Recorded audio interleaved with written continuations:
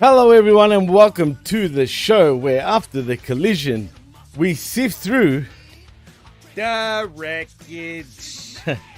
the wreckage right here, not live on HMG's YouTube channel. Unfortunately, there's been some technical issues, but we are on the PWC network temporarily. Sorry for the last second rescheduling, but shit happens. Unfortunately, it is what it is. But we will also be on channelattitude.com. And proudly presented by HMG, of course. I am your host, Jimmy T. That is the vet, Jamie Williams, the two-time opinion haver, of course. And vet, dude, I didn't know it was daylight savings, for example. Like, for you, like, it's crazy. Isn't that a bit earlier than usual, actually, for you guys? Have they changed it? Nah, I think it's the same. I just think it's weird how we both have a daylight savings time observed, Right. and yet it's at different times. Like, what's the point of doing it if it's not universal worldwide? I don't That's really why I'm understand. asking you. Like, of course, for us, because, well, it's not summer anymore officially. It's damn hot, though. It is hotter than ever down here, bro, right now. But that's why, hence daylight savings. And obviously, you guys are going into the spring, I think, now. Yeah, it's springtime, getting ready to be springtime. Right. And usually, because we're both on the daylight savings time, it's thrown a loop for the both of us right now. And now I got to get used to it. So basically, it's an hour earlier than usual, right? Well, for me, it's an hour jumped ahead. So, like, when I'm at work, I'm thinking, well, I'm going to get off an hour later. You know what I mean? Okay, because all you right. skip the hour and then you work that hour that it got skipped, right? So Right. if I would be off at 7 a.m., I'd get off at 8 a.m. But I just jetted at 7 a.m. anyway because I don't need the money. And then come to find out, the time didn't jump over in that part of the world that doesn't exist. So now it's like I'm sitting over here waiting like, damn, where's Jimmy at? And then all of a sudden, it's like, wait, Jimmy's on time. I'm ahead. So it's just a whole thing on top of everything else that's going on, which is, a bunch of stuff. We're not going to bore you with all the funny details of different things that are going on in both Jimmy's world and my world, but we could bore you with some stuff that's going on in the world of pro wrestling. Jimmy, did anything happen this week? Did anybody have any last matches or anything? Since we spoke last? Well, a lot has happened, as a matter of fact. Let's actually touch on this because I felt like, the smack attack yesterday I was kind of alluding to. We had a bit of heat, vet. I mean, a lot of the listeners, I don't know if they liked the special guest, but I didn't see. Nevertheless, oh my God, country singer, bro. Oh. Nothing against him, but yeah, he seems popular, but he's got some beliefs, put it that way. But anyway, we won't get into that right now because I'm sure you guys have had enough of that type of talk. But I'm telling you, man, it was something else. But anyway, yeah, it's been a pretty busy week in pro wrestling. And let's touch on, before we get into the collision and sifting through the wreckage, let's touch on SmackDown, dude. Is it just me? Or Roman Reigns was exposed in that segment, bro? I felt like he looked like the odd one out who just wasn't on the level of The Rock, Cody, or Seth Rollins for that matter. And what I mean by that, I feel like he can't act for shit, dude. Like him doing the laugh and all that, it comes across as childish for me, man. It wasn't his best. Right. But that seems like, how are you going to have four guys standing in the ring and them all get over? It's kind of Right, true. difficult. I mean, remember the last time these four guys were all standing together, it was Seth Rollins that looked like he didn't belong there. And Right. what, are they just taking turns not belonging there? I mean, yes, I wouldn't put it past them. Yeah, I don't know. So I thought it sucked, but Really? yeah, but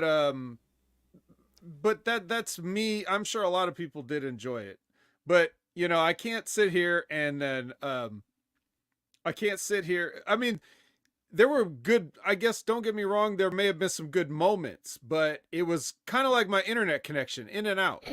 You know what I mean? Like, good line there was like a corny line. For every good acting there was a bad acting. And I can't like have come on here and berated The Rock for going when he slapped Cody at the press conference, and then not come on here and say that Cody goes slaps The Rock too. Like, these aren't slaps, bro. Like, these are like lightly touching the face here. I don't yeah, what is going on? And then that's how we just end the show. Like, okay, oh my I'll God, slap bro. you, and then you stare at me. Yeah, but the way because you don't know how to get out of it. How do you get out of it? Right. What happened there? Did a brawl break out? No, they probably just stared at each other and walked off. Like, actually, we do know what happened, as a matter of fact, because like Zane Vicious in the chat says, it was the Conspiracy Horseman Bible study. That's an understatement, actually. But our conspiracy theorist guest, right, actually went to SmackDown. Somehow it didn't turn into the Smack Attack. It was literally a heart attack. Talking in a way. Nothing against the dude, but yeah. Anyway, the point is, he was at SmackDown, and that's apparently what he was supposed to give his thoughts, about SmackDown. It turned into something else.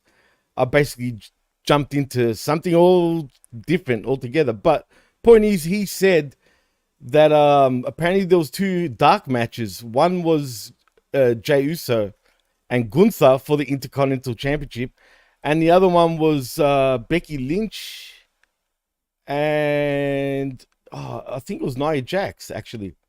That's what happened afterwards. No brawl, as you said. Yeah. So that was maybe just Becky and Nia could have came and broke up Cody and The Rock. And then just went into their match to save time, right? Like, that would have been good, right? But you know what was funny about that? Did you see the camera angle they shot that as well? So all you see, for me, what I caught, it looked like a first-person view of Cody. So you don't see Cody's face, really. All you see was the hand and the slap on The Rock. And The Rock reacting like, I hate to say it, but like a girl, bro. It was like, oh, like, you know what I'm saying? Like, it kind of made me laugh. Yeah, it was weird in that sense. But I guess it's Slap City. I mean, yeah, it is what it is. So I used to, okay, I want to say a couple of things. I want to say a couple of things. Number Please. one, before we forget, and we'll try to remind you guys at the end of the show, but because somebody said it, I just want to say it at the top. Like, as we speak right now, Raven's Joint is having its grand opening. Rob Van Dam is there, right. High noon on the East Coast. So congratulations to Ben. One of his dreams is coming true. And doing big business. Big business. That's a good theme word. So I just want to shout that out right now, and we'll try it just in case we somehow forget during plugs or whatever, but definitely shout outs to Ben for Absolutely. the big grand opening, man. I hope this really goes well. So that's number one. Number two, Todd Brantley, the comment king, is here, and he said something interesting that I think is going to tie into something that we might want to just touch on. So he says that he's feeling too much hypocrisy and negativity, and he's sick and tired of being disrespected just for having a different opinion than others, right? Well, I certainly don't want to disrespect Todd Brantley for having any kind of opinion. What kind of a hypocrite would I be with my name if I was to do something like that? So I think I know what he's referring to, though, but I would like no him idea. In general, I think his point is that and it's something that I've discussed on here with you, with others, but it's in general, like, I feel like there's a little bit of what's the word? Well, I guess you could say hypocrisy. I mean, that's a good word. Of, let's say, AEW getting always called out and dragged, and just generally shit upon by a great majority of wrestling fans, even when the WWE does the same things, that they don't get called as much, which I think the WWE does get called out sometimes. At least I certainly try to call them out for everything. You know, like I basically call everybody out. That's how I cover my bases. Nobody is That's safe true. from me. Nobody. But yeah, but I mean, that's the thing, man. When you engage on the internet, Jimmy, you've seen this, you've been parts of this, you've seen other people do it. It's just like it's a completely, it's almost just like, I almost want to say like, well, what do you expect? I mean, look who you're talking to. Look at the audience. I mean, shouldn't be any surprise, but you know, I definitely personally invite Todd to all of my shows and anything I'm doing, you know, because I do respect him. I do respect his opinion. And I thank him for all the support that he shows us. Absolutely. So I hope he doesn't feel like that here. But I get what he's saying. And a lot of it was like, I think about the Darby Allin thing is where a lot of this stemmed from, you know? Okay, I see. Well, Todd, I don't know what your thoughts are about the look for me, and I respect everyone's opinion, man. I never turn. I mean, don't get me wrong. You know me, and you've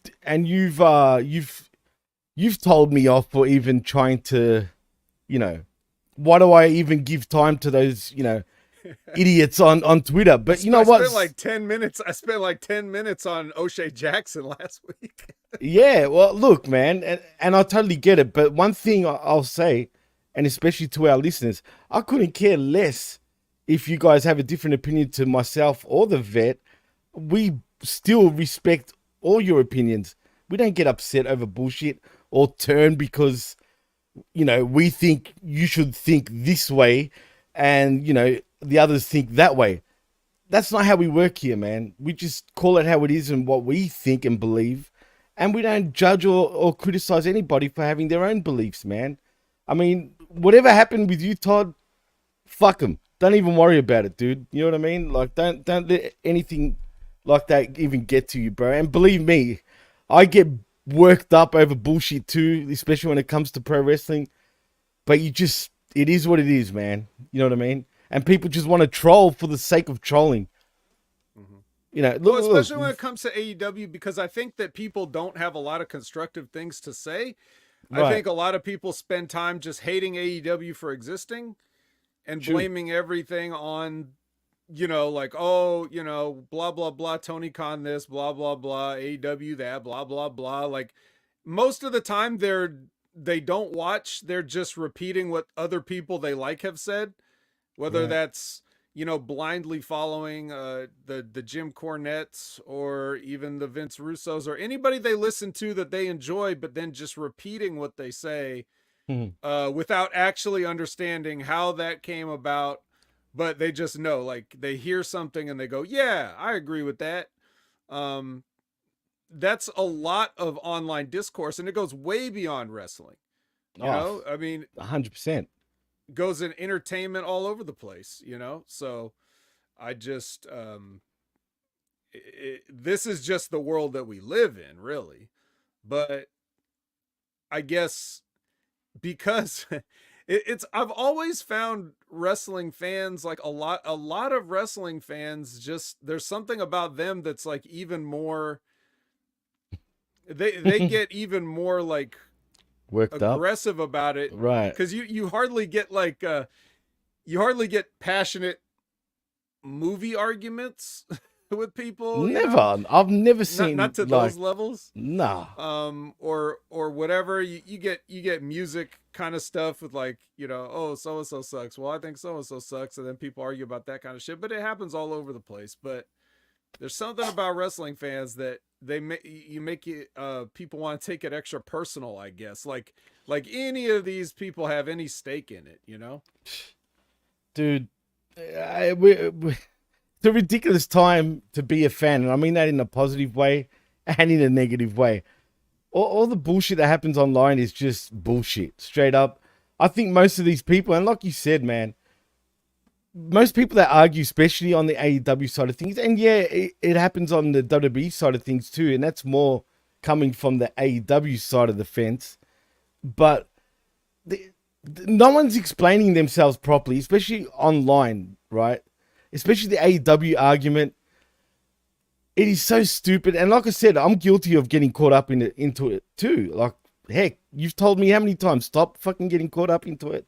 And I'll try. And I haven't been lately. Heck, I haven't even been online really for the last 2 weeks, especially on Facebook. Sometimes you just got to get away from fucking social media.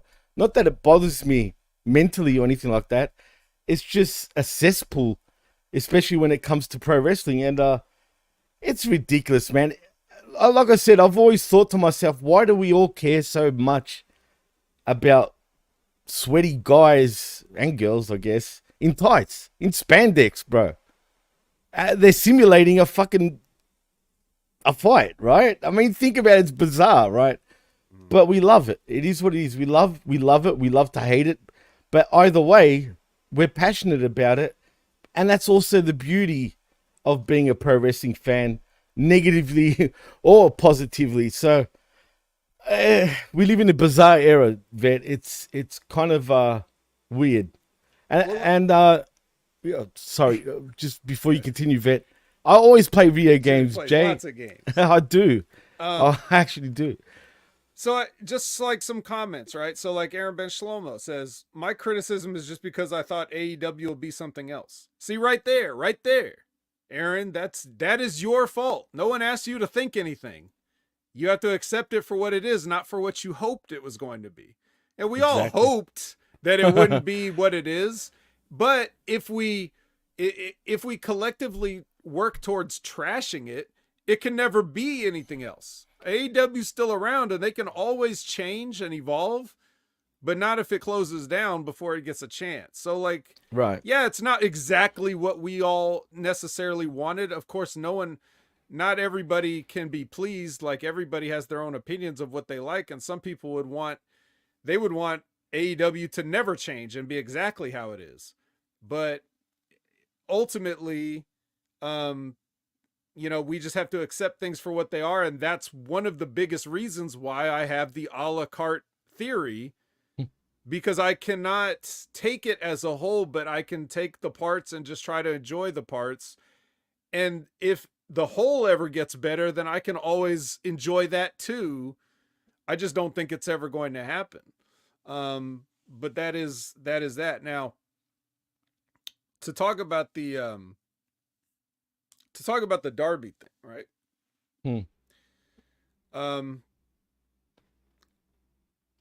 So what will happen a lot of times when a thing like this goes viral, right?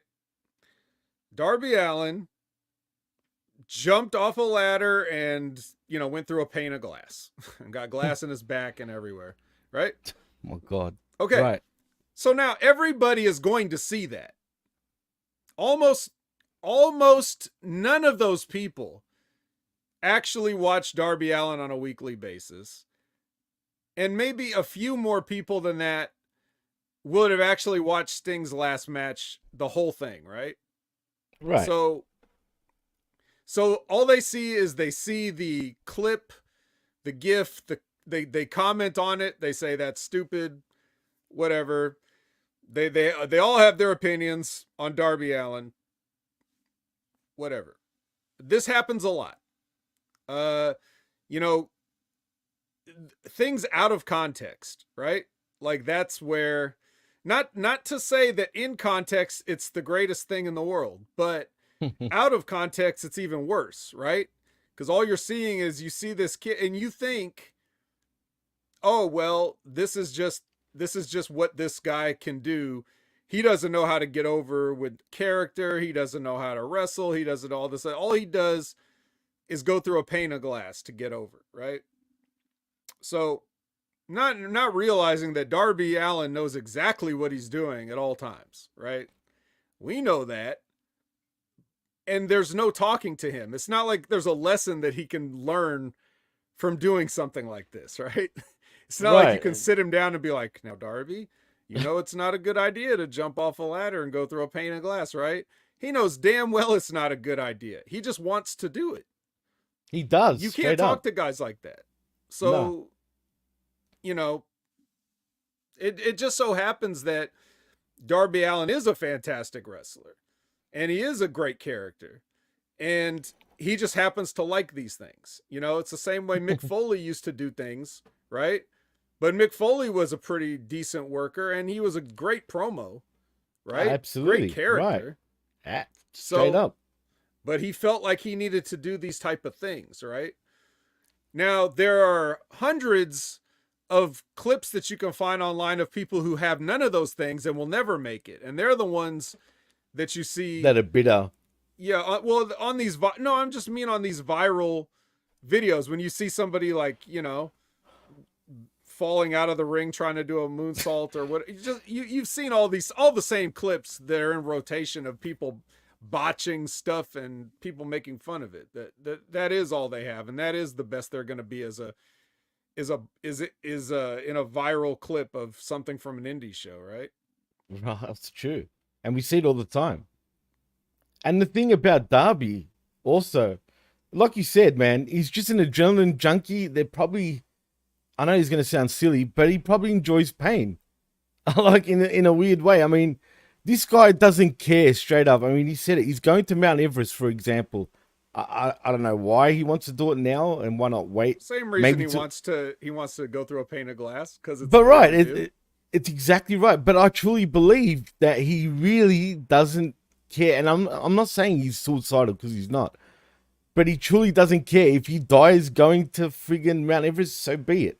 He's kind of got that mentality. And I know people say and point to Jeff Hardy, right? But even Jeff Hardy, yeah, he was an adrenaline junkie, but I don't see him doing that type of shit, going through glass, put it that way, and banging himself that bad straight off the bat. You know what I mean? Even though he's banged himself how many times over in all sorts of matches. And as far as Mick Foley goes, I mean, I know his mentality was, look at him, right?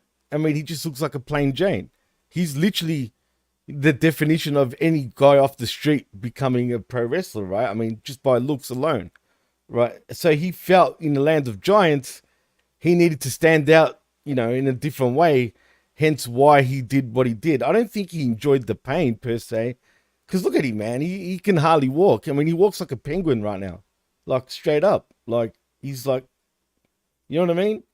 So, and I'm sure I don't know if he's got regrets, but I know his body's not feeling right.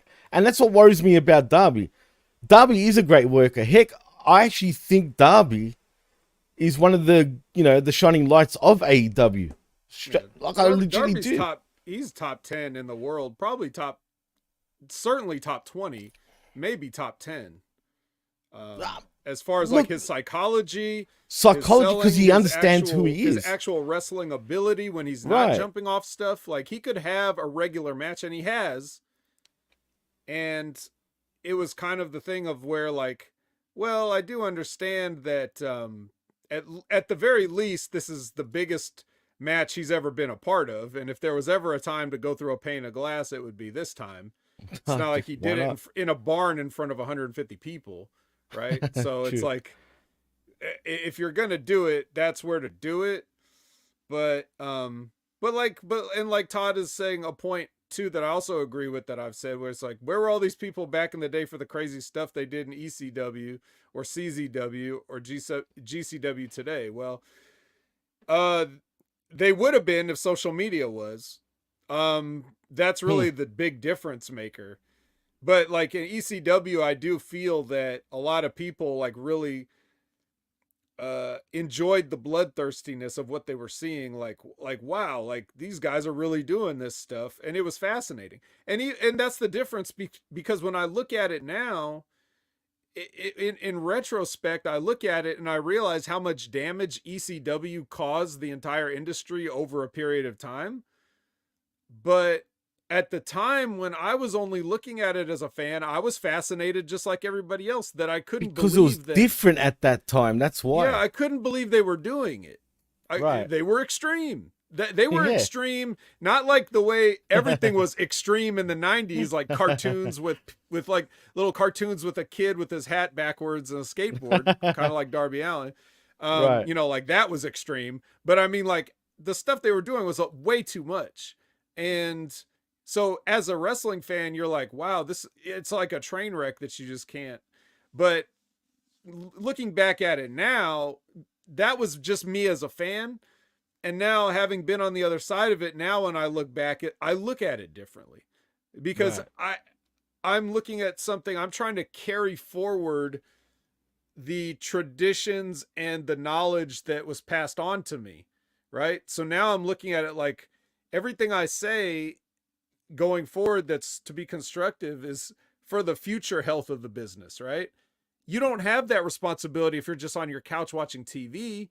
You don't have to Exactly. worry about what everybody's going to do in the future. All you're doing is watching the show and being like, wow, New Jack really did just pull Vic Grimes off that balcony. That's amazing. And that's all the emotional investment you have to make.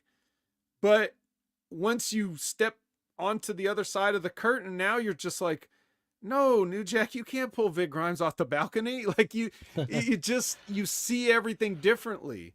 Um, so I understand, like, when Jim Cornette berates Darby Allin, I don't agree with a lot of the things that Jim says or the way he says it. But when he also breaks down the history of how you've gone from what used to be considered over the top to now, the message he's trying to send is the bar is getting too high. Now that we've seen Darby Allin go through the glass, that's not going to be enough next time, right? And there will Right. eventually you will get to a ceiling, and there will be nowhere else to go. Yeah, but see, Cornette's a little bit hypocritical too in saying that. I mean, remember what stunt he pulled back in the day? Scaffolds.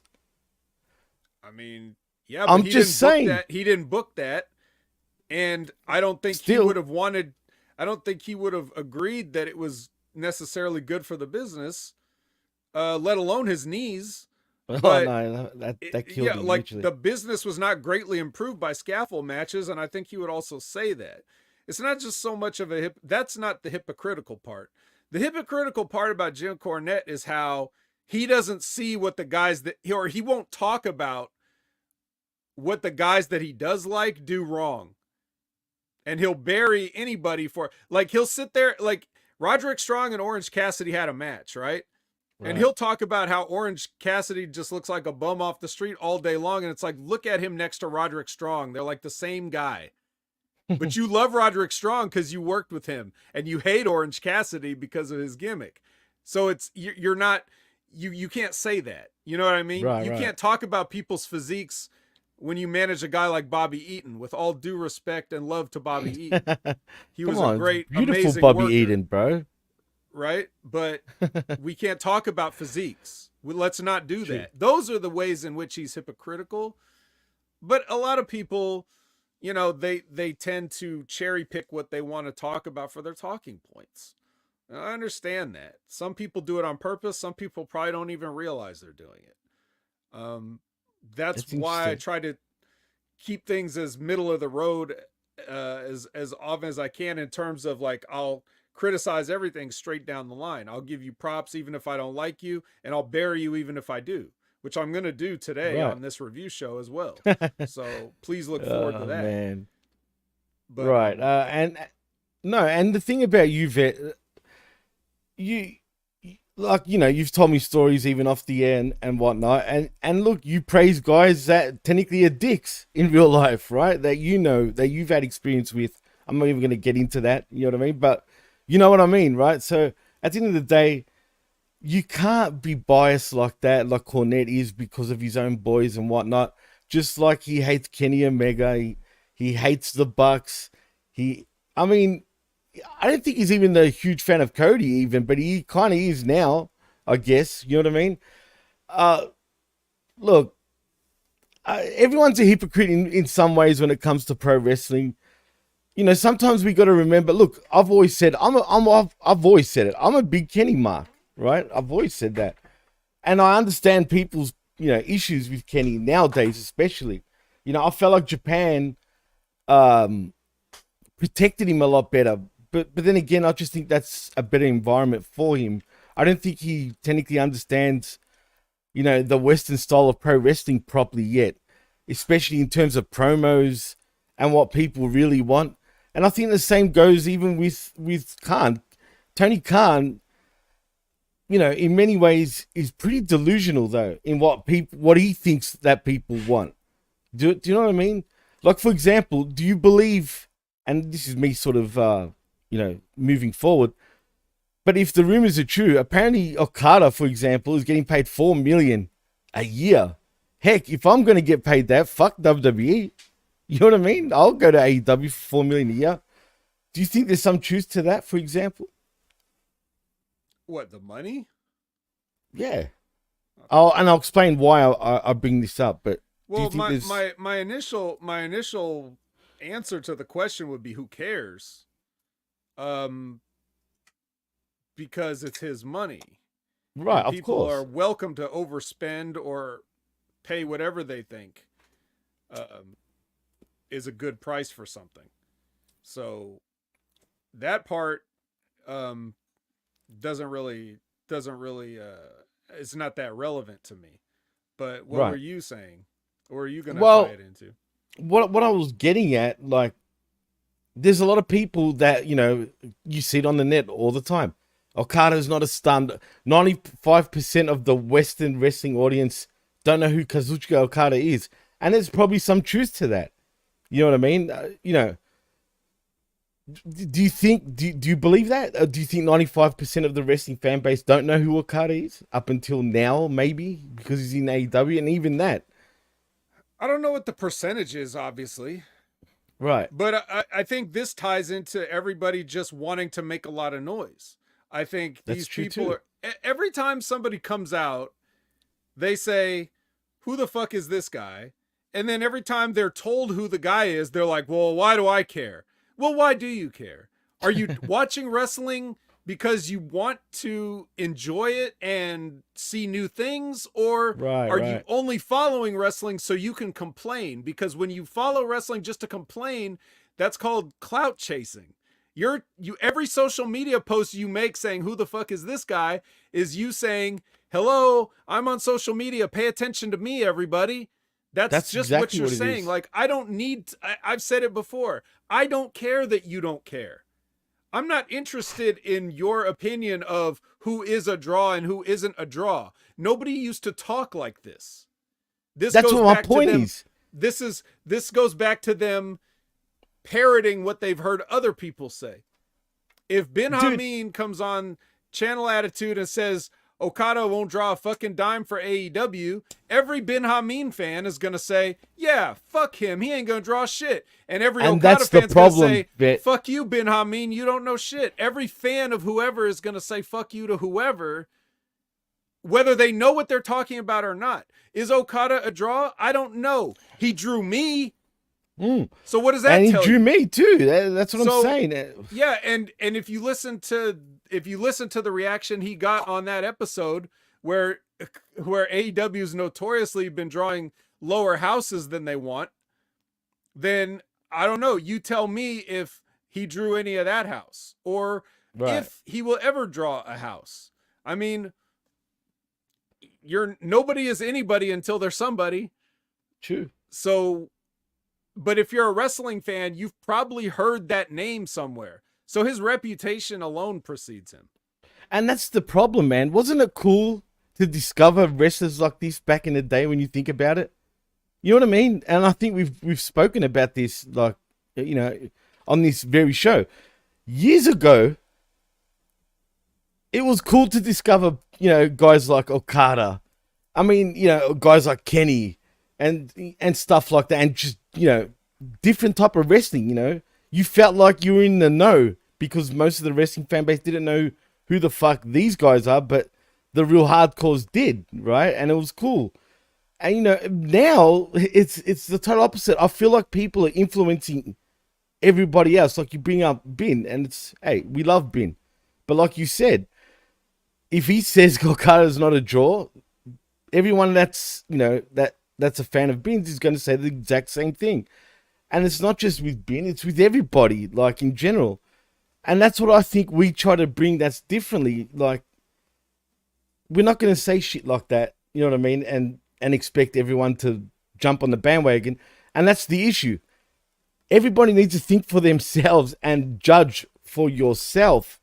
Don't go by, what this person says or that person says, in a negative sense. Judge for yourself and then say what you will. You know what I mean? I hate the fact that people are poisoning other fans', minds.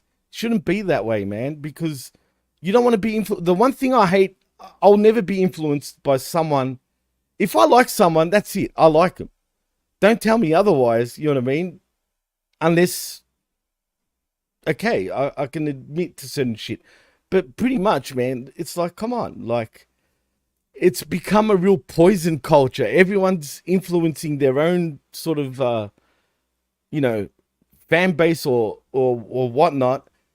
And everyone runs with it. And it's crazy. It's cult-like. It's not like, I don't know. It's not normal, dude. It's not. But that's the thing. It's more important to be part of a community in which you think you have a voice or that your voice matters than it is to actually pay attention to what the community's about. So Right. like if I watching wrestling around the world, looking for people, looking at talent, if I don't know who you are, I'm not saying that to insult you. I Right. mean it genuinely, like, oh, I don't know who that guy is. I don't mean it as a slight, you know? It's Or true. unless I'm doing a bit. Like if I'm making a joke like about who from Ring of Honor is going to be on this Collision program tonight. But that's just a bit. Even if I've seen them before, I'm just trying to make my audience laugh. Right. But respectfully, I know who the vast majority of wrestlers are, and I know who there's going to be a star 5 years before everybody else does. I've said that multiple times. So like everybody just now is talking about, oh, Gunther's one of the best. Okay, welcome to 2018 when I was saying it. But it doesn't matter because I wasn't on this platform for you to hear me say it. But just know nobody else was saying it either, you know? So it's that kind of stuff, right? So if I come on here and say, I don't know who you are, I don't mean it like the way they do when they come on Right. and It's say, because you don't know who they are. yeah, I don't know Literally. I don't know who so-and-so is. Well, great. I'm glad you're a fan. Continue to not know who people are. But it's even more disappointing when you hear people that are supposed to be, I don't expect everybody to like, watch every wrestling match from every promotion. Right. But you kind of, if you're going to be in touch with it at all, I wouldn't like people to know that I didn't know what I was talking about. Of So if course you're a not. big Right. name in wrestling who talks about how you don't know people, it's one thing if you're just a nameless mark on Twitter that says that. That But has if no you're like, influence, right? but if you're like, for example, Kevin Nash trying to pretend like he doesn't know who LA Knight is, That's that bullshit. that is very disappointing behavior to me for a guy that I think that I respect as intelligent, as Right. as a legend of the business, a guy who we know has good thoughts and good business sense and all this other stuff.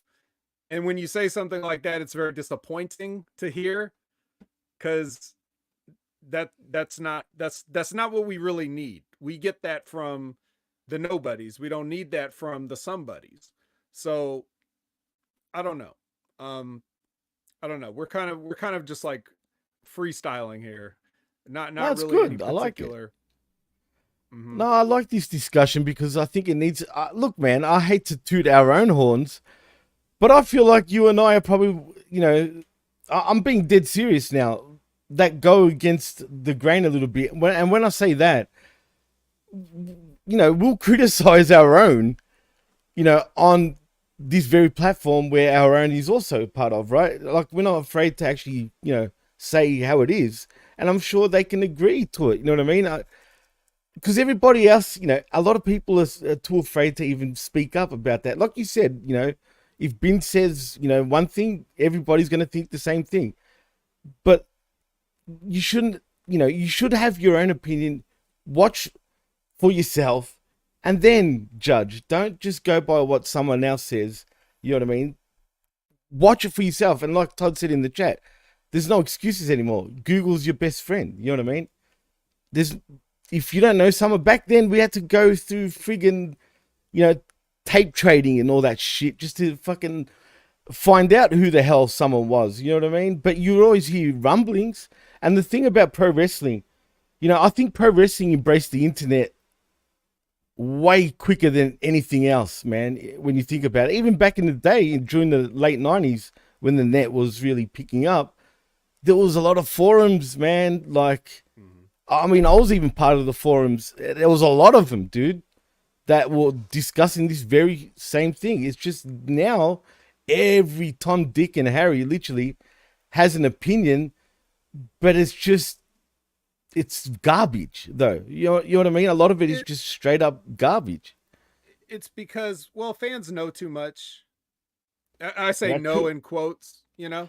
Right. Like they used to just sit and watch the TV show like everybody else, but then when the internet came out, then that really put, you know, when only people were getting the Observer newsletter or the Torch, like that was the only way to know that sort of inside stuff. And not everybody did that. And That the was hotlines. hardest of the hard. Well, the hotlines didn't tell you the real stuff. No, I'm not talking about WCW hotlines or the Other WWE. I'm talking hotlines? about, yeah, well, here, like in Australia, I don't know, I've probably told you this off the air, but when I was around 12, this is how I found out who Meltzer and Keller was. I was 12 years old, and I remember seeing, like, you know, the old 1-300 numbers come up on TV, you know, call up and you'll find out all the behind the scenes shit. Man, the amount of fucking phone bills I used to go to like family friends' houses, dude. I'm telling you, all my grandparents' houses. My parents would kill me, but I'd do it everywhere else, and I'd sit there for hours listening to all the rumors and whatnot, right? And that's how I got into all the backstage shit, like because of that type of shit. So you know, it's funny. And Meltzer, like for example, is just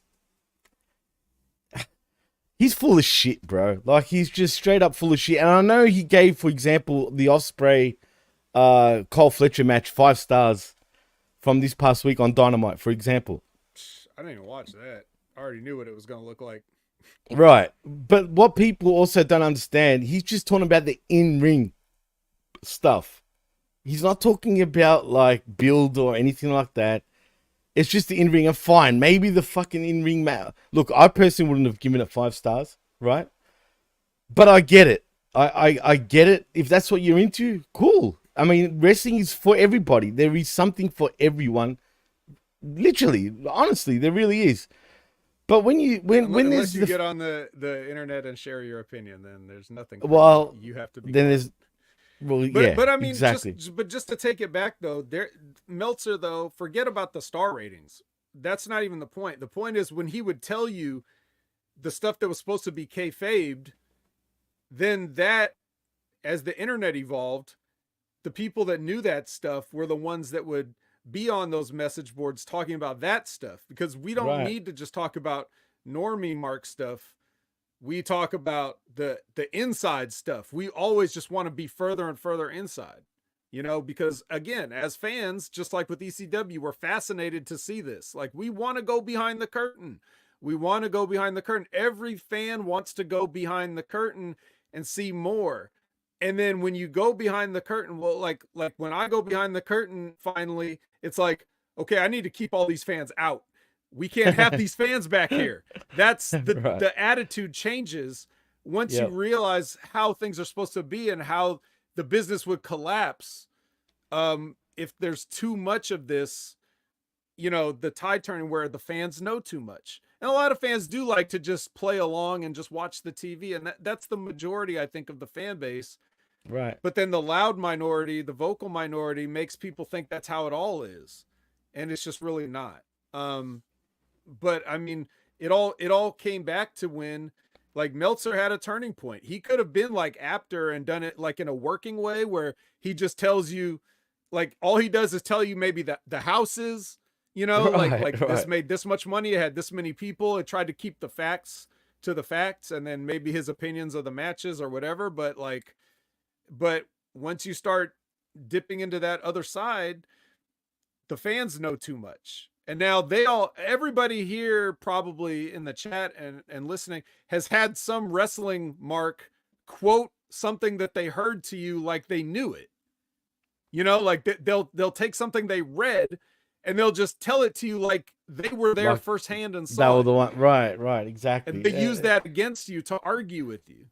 And it's frustrating at times, but like you just have to laugh, You just cannot engage. You cannot pull an O'Shea Jackson. You cannot pull a Tony Khan. You have to do not engage. Do not engage.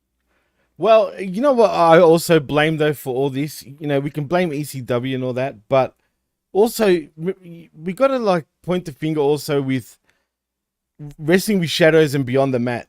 When those two documentaries, jeez, I'm tongue twisting myself. When those two documentaries came out back then in 99, one came out in 97, the other one came out in 99, that literally kicked the walls down, man. And from that point onwards, that was it.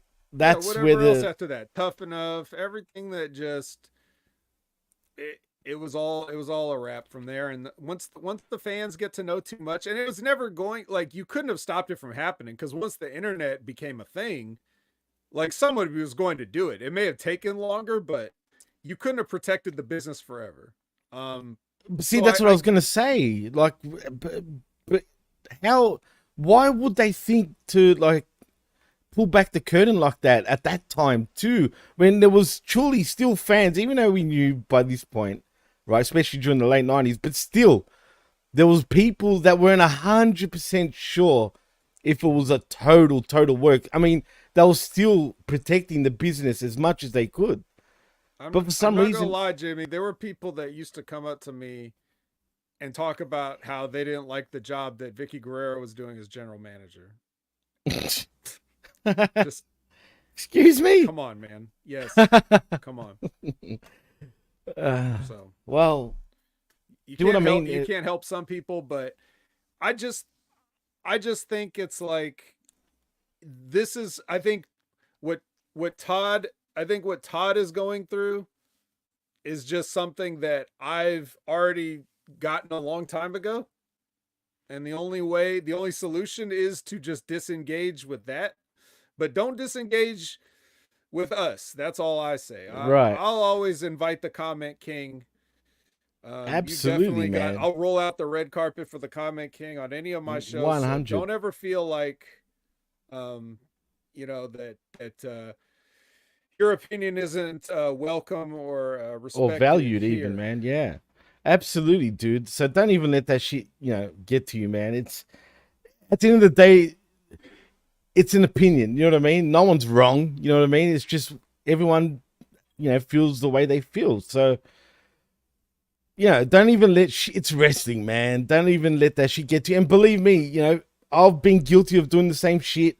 And it used to get to me, but like I said, Vet, you've taught me a lot, how to just don't let shit like that bother you. And you're spot on. And it took me a long time to like understand that even myself. You know what I mean? Like, why would I engage with this bullshit? All it's going to do is just piss you off. So, for me, it's only when I really see really outrageous, dumb shit. Like, I mean, dumb shit. That's what makes me really want to speak up sometimes. But, man, we can go on and on about this all day, all night. Yeah, speaking of dumb shit, how about we transition into... let's put our sifting gloves on. I think we're going to need helmets too, bro. And maybe even protection from flames, possibly. Yeah. We need some fire retardant gear. Or just a tank top. That should work. You already got your tank on, so you're right. Exactly. Oh man, it's hot. It's hot here, bro. Really bad. Yeah. Let's get hot. Speaking of hot, speaking of fire, Kevin Kelly. You may yes. No longer. Wow, dude. What the hell was going on between him and Ian Riccoboni, dude? I mean, all I was reading was, apparently, they're calling Kevin Kelly like a QAnon lover.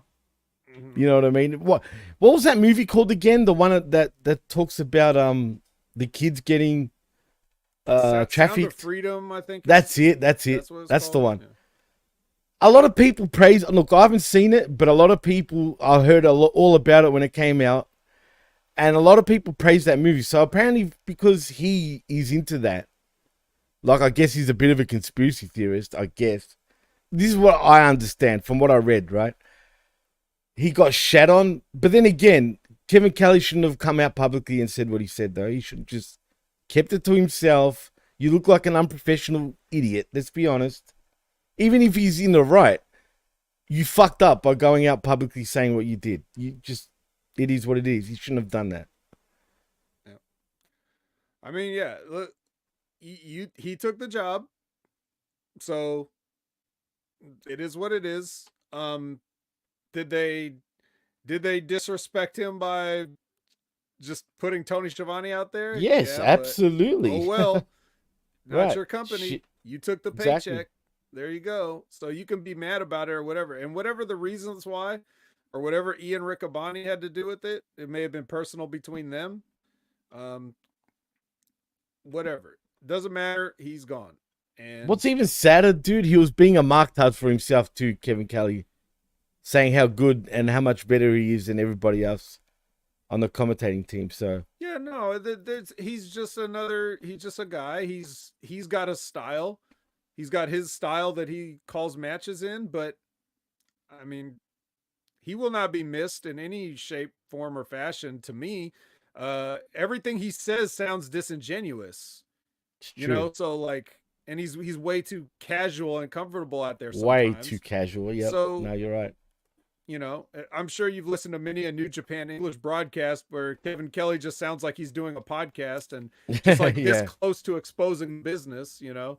So Yeah, he does say some stupid shit. That's true, man. So yeah, whatever. But so that happened. So you'll never be seeing him again on Collision. That's it. He's done. Yep. I feel bad for him, but at the same time, he should know better. I mean, how old are you, man? You know what I mean? You're gonna like, you know. That's why, you know, in a way, I don't feel totally bad for him because regardless if he was right or wrong, he did this to himself, man. Yeah. It is what it is. Is what it is, and what it is now is Bryan Danielson and Yeah. and Shane Taylor. Yeah. Oh, I mean, All right. look, it started off with a bang, I guess.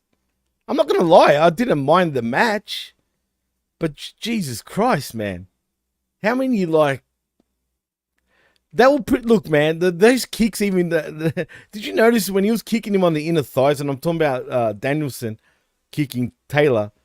He was getting dangerously close to his friggin' testes, bro. And but I felt like he was hitting him pretty hard at some stage, man. Don't get me wrong. I actually was impressed with Shane Taylor being in the mood, if you want to call it that. But I felt like they got a little carried away, these two. And Danielson just doesn't give a shit. It feels like he loves it, man.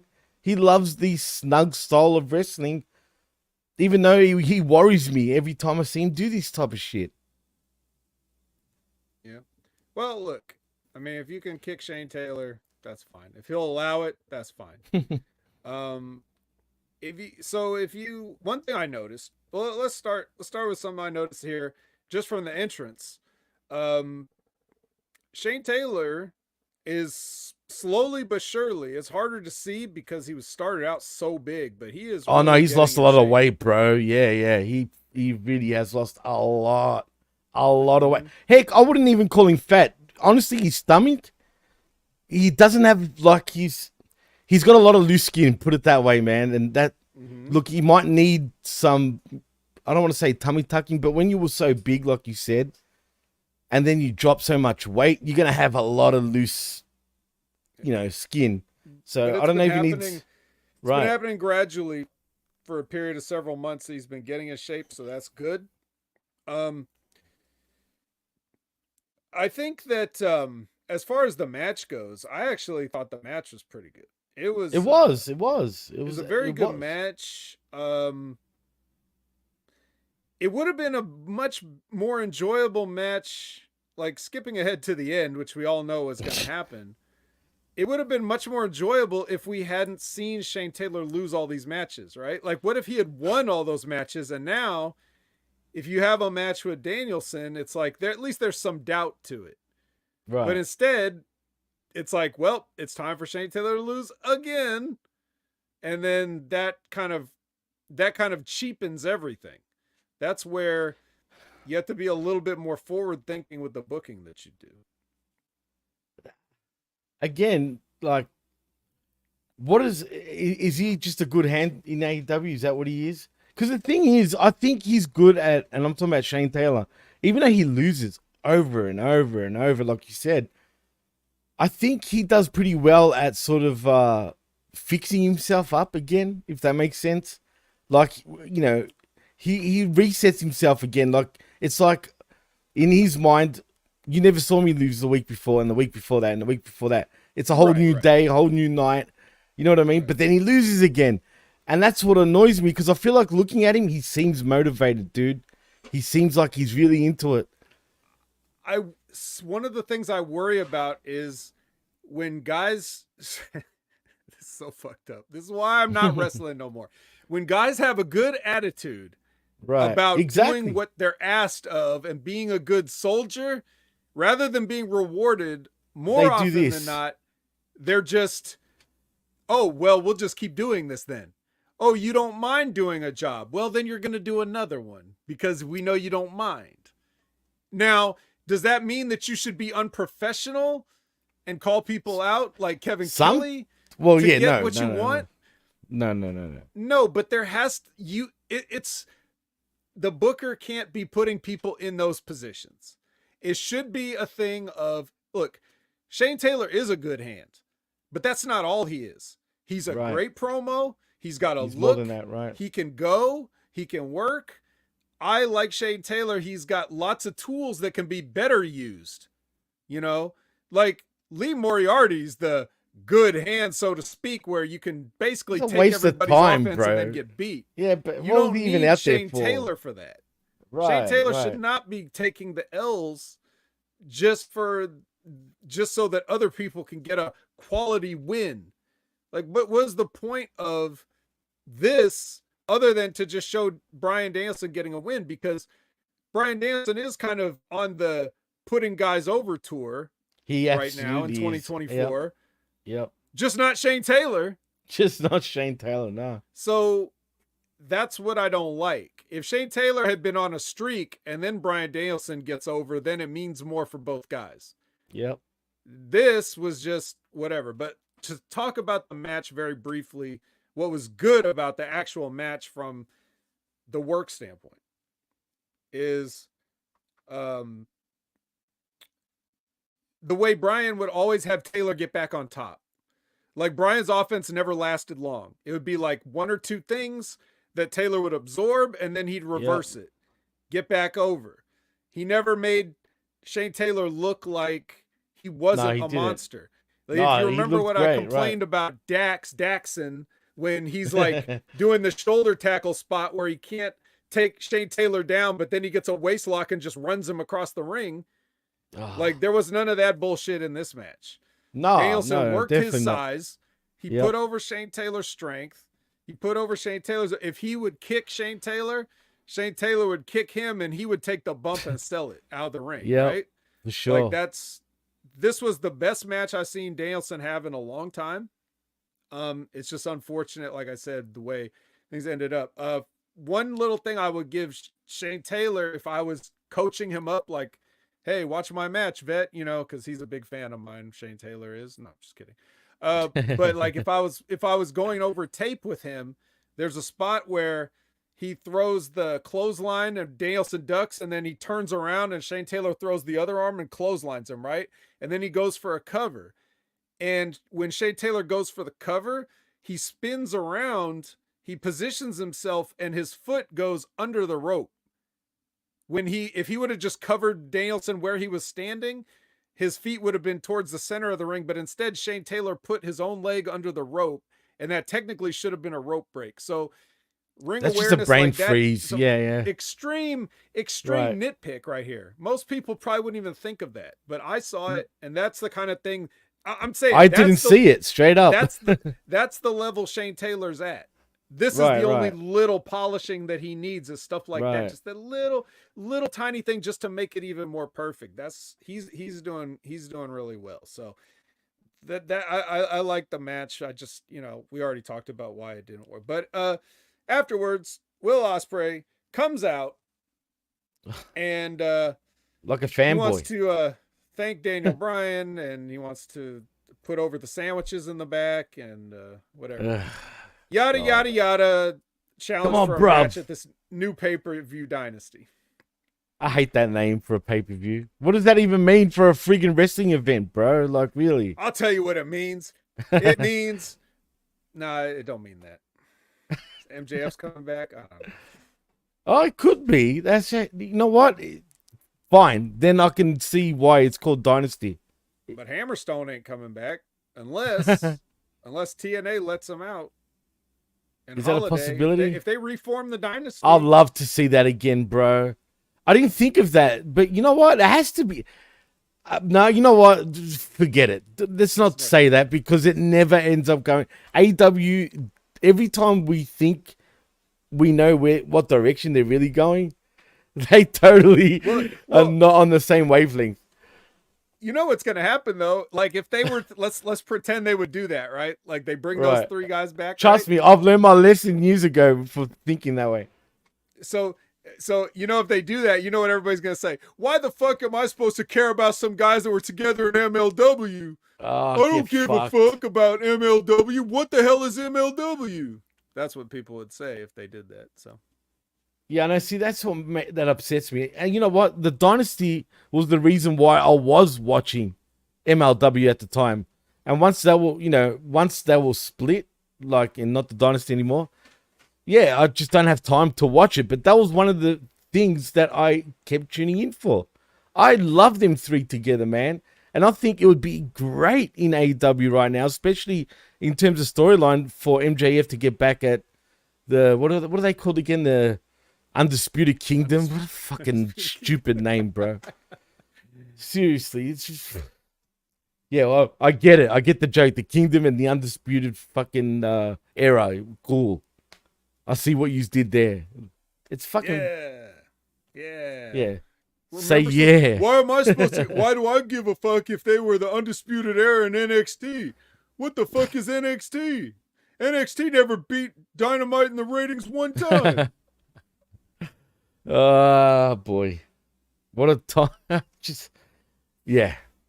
Anyway, it's true.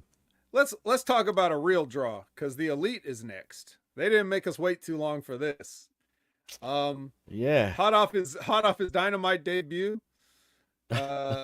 Okada joins the Young Bucks.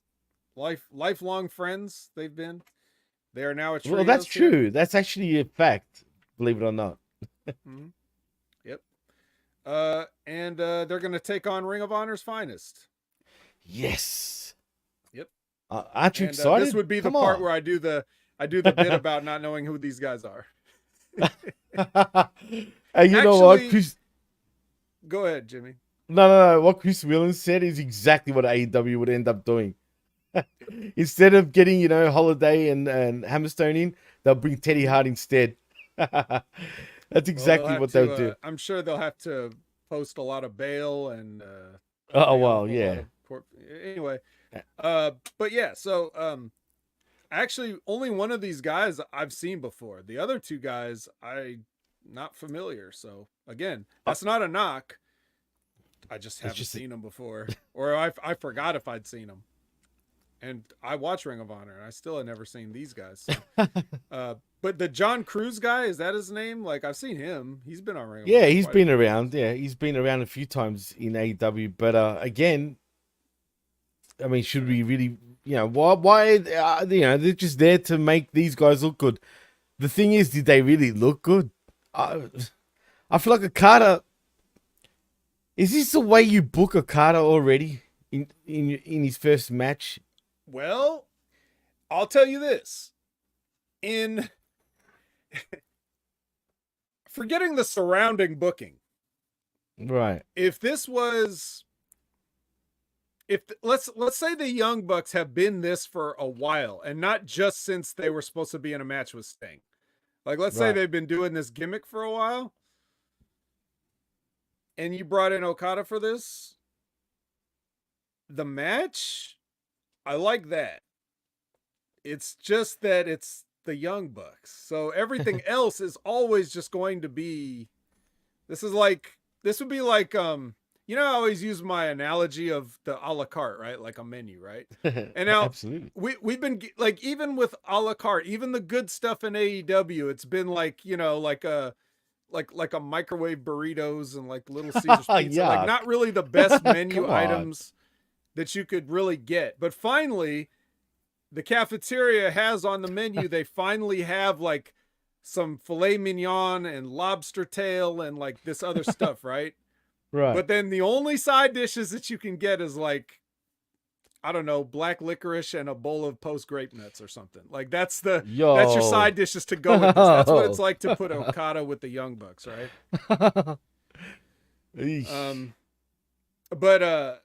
But yeah, so, but as for the way the match played out, where he basically, there was 3 guys and Okada just tags himself in, and it takes 1 move to take out each guy. 1 move for the first guy, throws him in the corner. He tags out. Second guy comes in, 1 move, throws him in the corner. Third guy comes in, Rainmaker, 1, 2, 3. I actually like that. That's good. But then afterwards, then we get everybody running down with music and all this. Well, actually, did they all get music? Well, at least one guy got music. I'm pretty sure they did. Yeah. No, they did. I'm pretty sure they did. Yeah. Well, whatever. Eddie Kingston runs down because of the thing on Dynamite, and he gets beat up.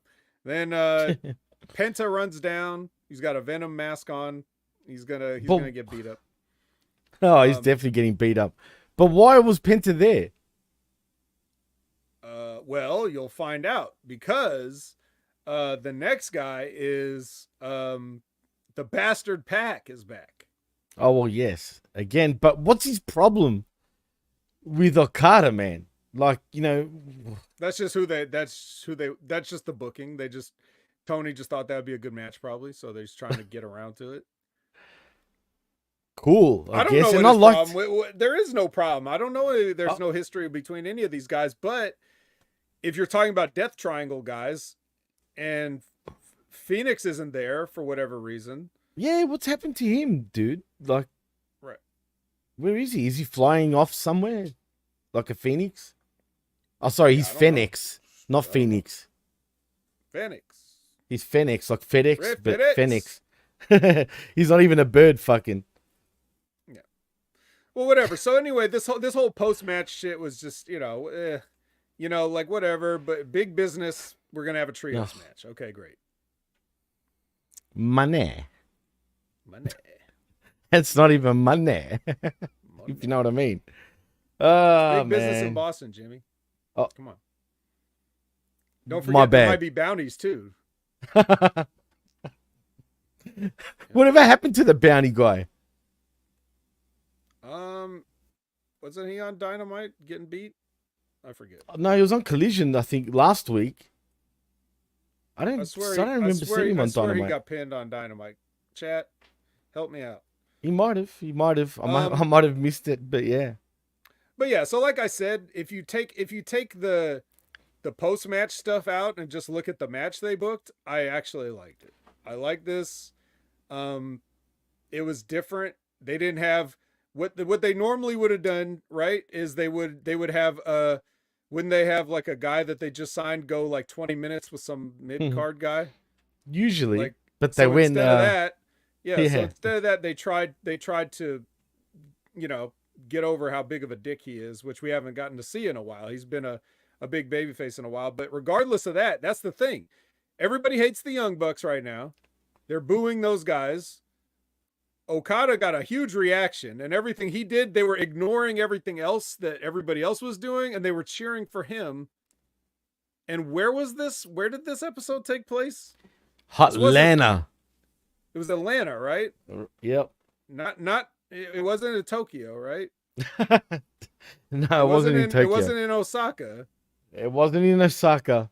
It wasn't in Kyoto. Not even in Kyoto. No, none of those Nope. places. None of those places. It was It, Atlanta. Atlanta, GA. And the rednecks in Atlanta were chanting Okada. I just want to make They sure were. They actually Okay. were. Yeah. Takata Making- country in Atlanta, apparently. just trying to cover it up, just trying to make sure. So there you go. All right. That's funny.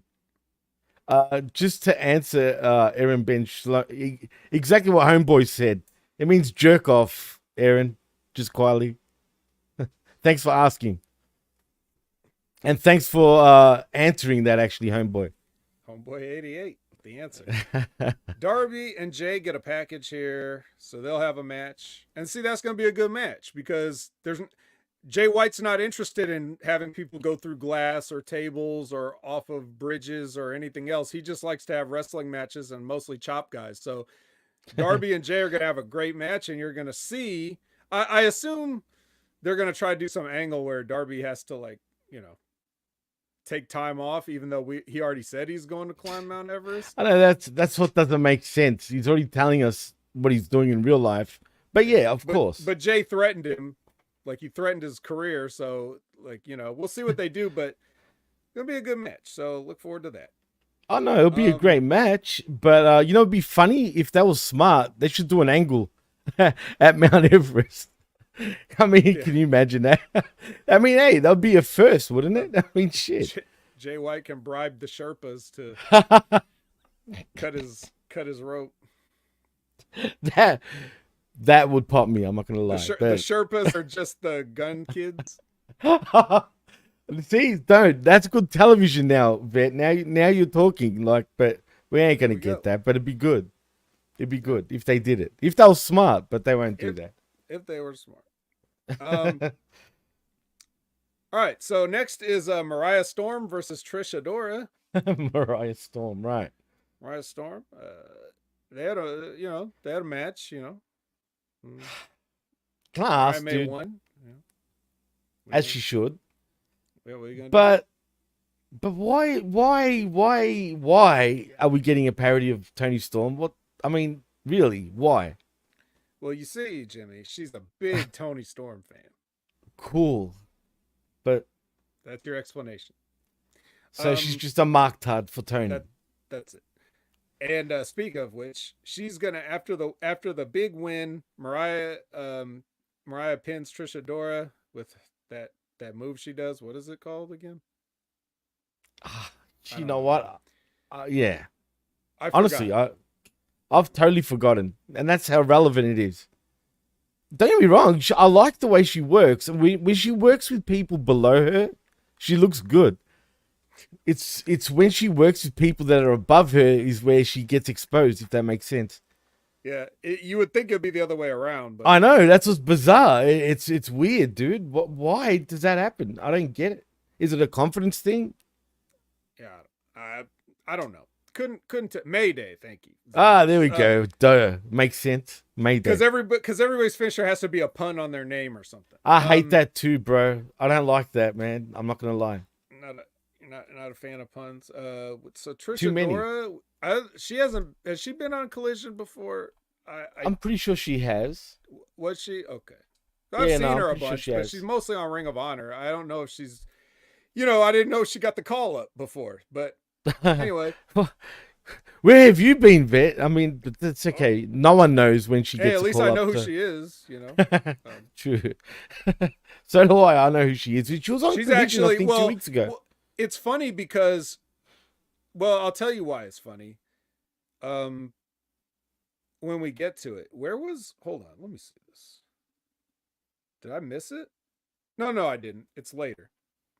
Okay. Because the infantry comes out later.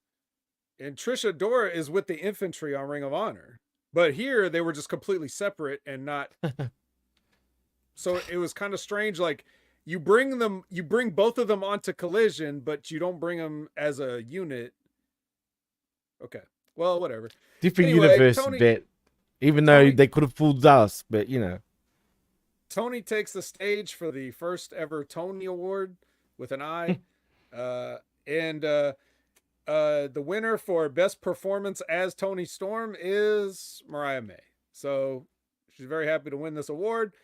And then Deanna Prazo shows up dressed like she's from New Jersey, and then she gets beat up. Was she fist pumping too, Vet? I mean, she should. I mean, she might as well have been. Well, she had fists getting pumped into her as she got beat down on the ramp. Oh no, you didn't just say that. Anyway, moving right along.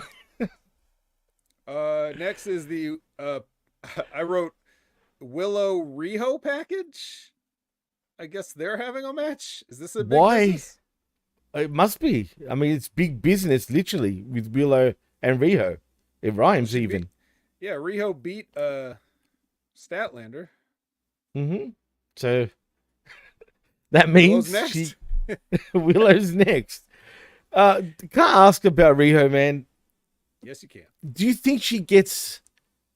I know, look, she's tiny, but do you think she gets criticized a little too much by the fan base? Yeah, it kind of ties into everything we've already been talking about. Right. True. But I just, you know, she was just one of the first people that was there, and that was like a Kenny deal, right? Well, apparently, I mean, allegedly. Yeah. Well, I'm sure it's his deal, but I'm not trying to insinuate anything. I'm just saying that we know Kenny was in charge of the Joshi wrestlers, and that, you know, he had his deal with those, you know, but the problem is that his deal was with kind of the Outlaws. Like Tokyo Joshi Pro is like the women's DDT.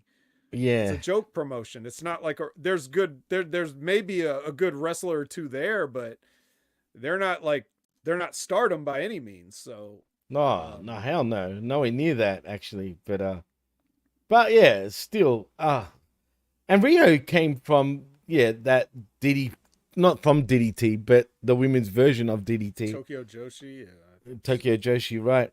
But you know what, man? She's better in Japan. If you ever watched her stuff in Japan, she's more, I don't want to say darker, but she's not, like, for example, every time I've watched her in Japan, she wears all black, for example, instead of all white or pink in AEW.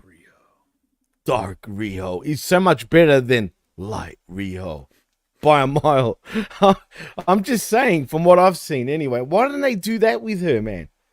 Like, you know, change her up a little bit. I don't know. Because every time she disappears for like a year, she comes back and dominates, like, straight off the bat, like, straight away. Which I'm not hating. It could be just like Riho's booking could just be a thank you for your hard work type deal, because she was there at the beginning.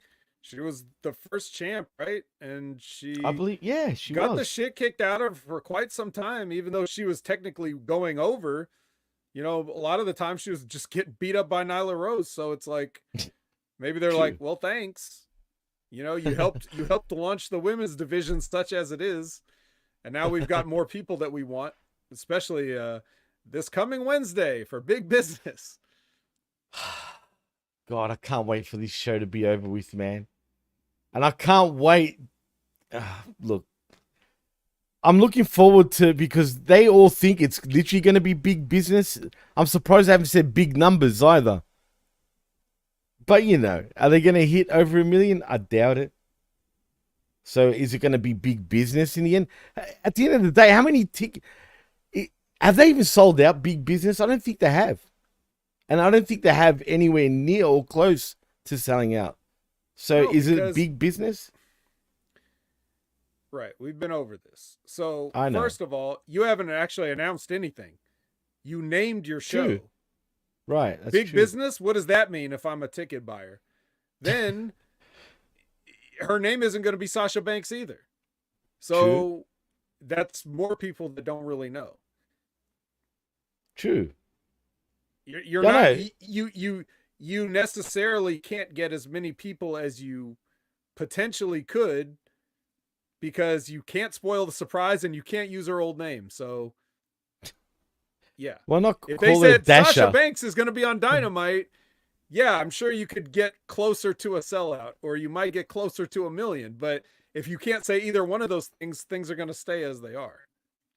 Can you call her like Dasher Slanks or something?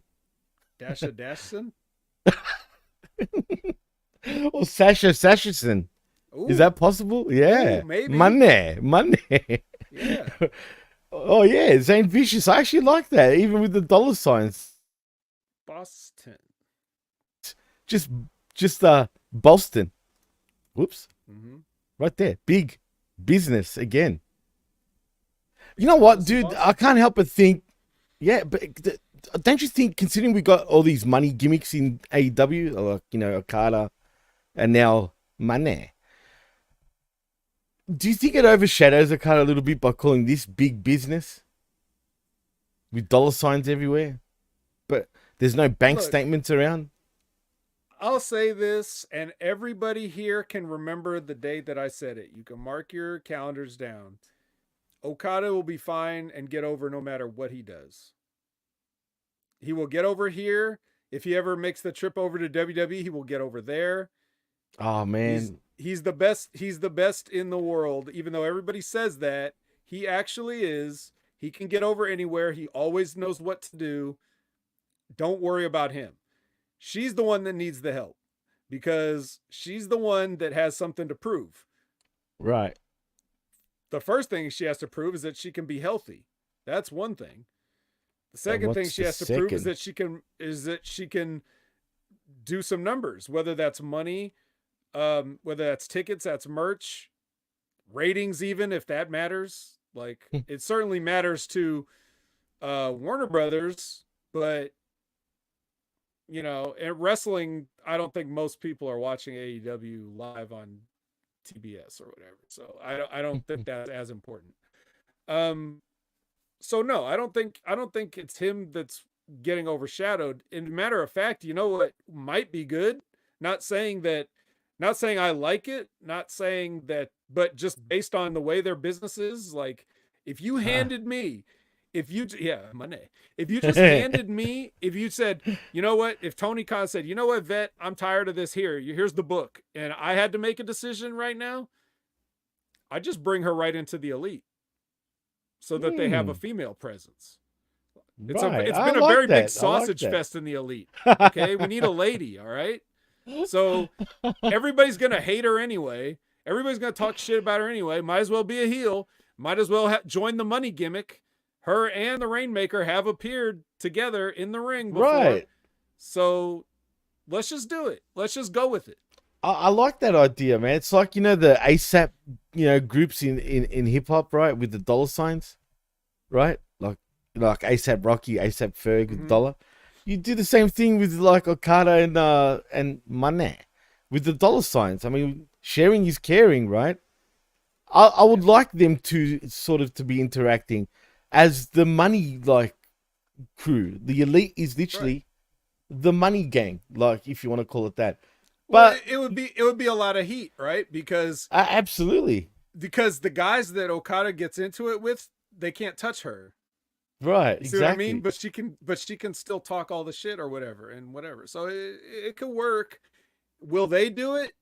No, I don't know, but I doubt it. Could they? Yes. Would it work? Probably. Could it be made to work? Yes. Can they make it work? I don't know. Let's find out. It's probably not, Brian. Yeah. So yeah, and don't worry about Okada dying in AEW, Aaron Ben Shlomo. If there's one thing about Okada that you need to know, it's he's definitely, maybe a more polite way, but he's definitely a that doesn't work for me, brother type of guy. So don't worry. Yeah, 100%. No one's gonna kill him. That's why he's been so great. You know what I mean? He's definitely that sort of guy. I don't know why you'd think that, Aaron. See, don't let others, including us, influence your thoughts. He's probably just really worried. Aaron's probably just worried now, but that's okay. I mean, I don't blame him. Don't worry, don't panic. It'll be fine. Here's where you need to panic. Hey, look at that. Jose Luis Rivera says Money Incorporated. I like it. All right, let's do it. All right, so here's where you got to worry: Nick Wayne versus Adam Priest. God, what was With this all due shit? respect, Adam Priest is another guy that I don't know. I have no idea who he is at all. Never Any heard Adam of him. Priest fans in the house? Let us know. But yeah, Nick Wayne's out here doing stuff. All right, if you guys like Nick Wayne, this is Nick Wayne. If you don't, okay, it's all good. Nick Wayne wins. He hits the Wayne's World, which is some sort of a springboard cutter off the turnbuckle. And then so then Christian's out there, and then all of a sudden there's some luchador in the crowd that ends up attacking Christian, and it turns out to be El Borde. So I'm getting vibes again of the conquistadors all over again, bro. Well, that's what this was. I mean, seriously. Hey, Conquistadors had a gold mask. Do you think you could bring him into Money Incorporated? Money. Why not? I mean, it would work. Why not? Why not? They can come to the ring like this, like, with money just flying everywhere. I mean, yeah. Let's do it. Oh man, I can't help it. See, I'm always gonna say money now. It's just that's it. I hope she comes out singing though. I wanted to have a little guitar. The ukulele. Whatever the fuck that. Yeah, well, ukulele. That was such an embarrassing man. Tony I was sucks. cringing. Tony sucks. Oh my god. Tony sucks. All right. But you know what? She needs that. That would play up on her heel gimmick though. I think it would work in the American audience. Elite. Right, exactly. I know, 100%. I agree. Everyone is But for sure. But so anybody, no Priest, not even the Comic King. Okay. All right. So what did El Borde say to Christian about? Oh yes, El Borde. Have a match. Yeah, something like that. He should have called himself Chef El Borde. That would have been funnier, but maybe he could have had a chef hat. He could have been like El Fuerte from Street Fighter 4. All right. Well, whatever. Who cares? Oh shit. So Briscoe and Jarrett backstage, little gimmick. Do you trust? Do they trust each other? They're gonna have to. They're gonna have to, pal. God. Exactly. Next is Corazon de Leon versus Titan. Can't we just call him Titan? No, you got to call him Titan. His name is Titan. Fine. Titan. What does it mean? Titan. But still, it's not how you pronounce it. It's Titan. Titan, a member of Los Ingobernables de Japón. He's an official member, so well, I don't know if Titan's commentary done a lot in played Japan. that up, but not one thing. You think didn't say Tony's? it? Nah, I didn't hear You it. mean Tony Schiavone doesn't know anything about New Japan Pro Wrestling? He apparently knows nothing about New Japan Pro Wrestling. my Not God. once did I hear that reference, bro. Wow. If Yeah. only they had somebody that knew that. Money. Yeah, I know, so but they fired the guy, so Oh, yeah, okay. All right. Wait, Todd Brantley used Google like he told everybody that we can all do. Priest has wrestled for 7 years, was trained by AR Fox. Oof. Oh, that's and has appeared in both WWE and AEW between 2019 to 21. Okay. Wait. Are you? No, continue, Vet. Sorry. I was gonna say, well, 7 years relatively new, but trained by AR Fox. That's a little. The only Priest I know in WWE, I think you got the wrong Priest there, Todd. I'm joking. I'm sure he was in WWE. Money in the Not Bank that I winner, ever. Adam Priest. Yeah, you mean Damian Priest? Oh. Oh, wow, that's $1 million question. Money. Well, I would just I assume can't if stop. he was trained by AR Fox, he knows all about climbing up ladders way before he would learn about actually a collar and elbow tie up or a nice headlock takeover or something. Don't talk fundamentals in 2024 now, right. Vet. Come on. Let's not talk fundamentals. Let's talk Titan. Hey, let's talk Titan. right, Titan's been whatever. around for a long time, though. You know what I mean? Yeah, I ain't gonna lie. I didn't pay attention to this match one bit. I don't want to see Chris Jericho fall over trying to do luchador stuff. And Oh, I've watched a lot of Titan's matches. so He's have I, just right? another wrestler. He's nothing amazing, nothing poor. He's just Titan. another one, What? Another what, vet? Just say it. Come on. a wrestler. Are you sure he's a wrestler, though? Really? Like, A leaper, a flipper, a jumper. what? I don't know. Like what? Like in the water flipper? Like, Yeah, yeah. I don't know. He's no Hechicero. oh wow. Well, speaking of Hechicero, where is Hechicero? Is he back in the CMLL? I don't know, but I'll tell you this. So, I saw a poster for a show tonight. I guess it's in Colorado somewhere. And the Right. main event is Hechicero versus somebody I know very well, JTG. So Wow, that's what a different. match that's gonna be. I gotta text JTG and ask him about it because Hechicero is my favorite wrestler now, as you all know. So I have to know, like, what was it like to get in there and mix it up with Hechicero? Well, you know what? You know what? I figured it out, vet. You know who he is, really? Hechicero? Who is he?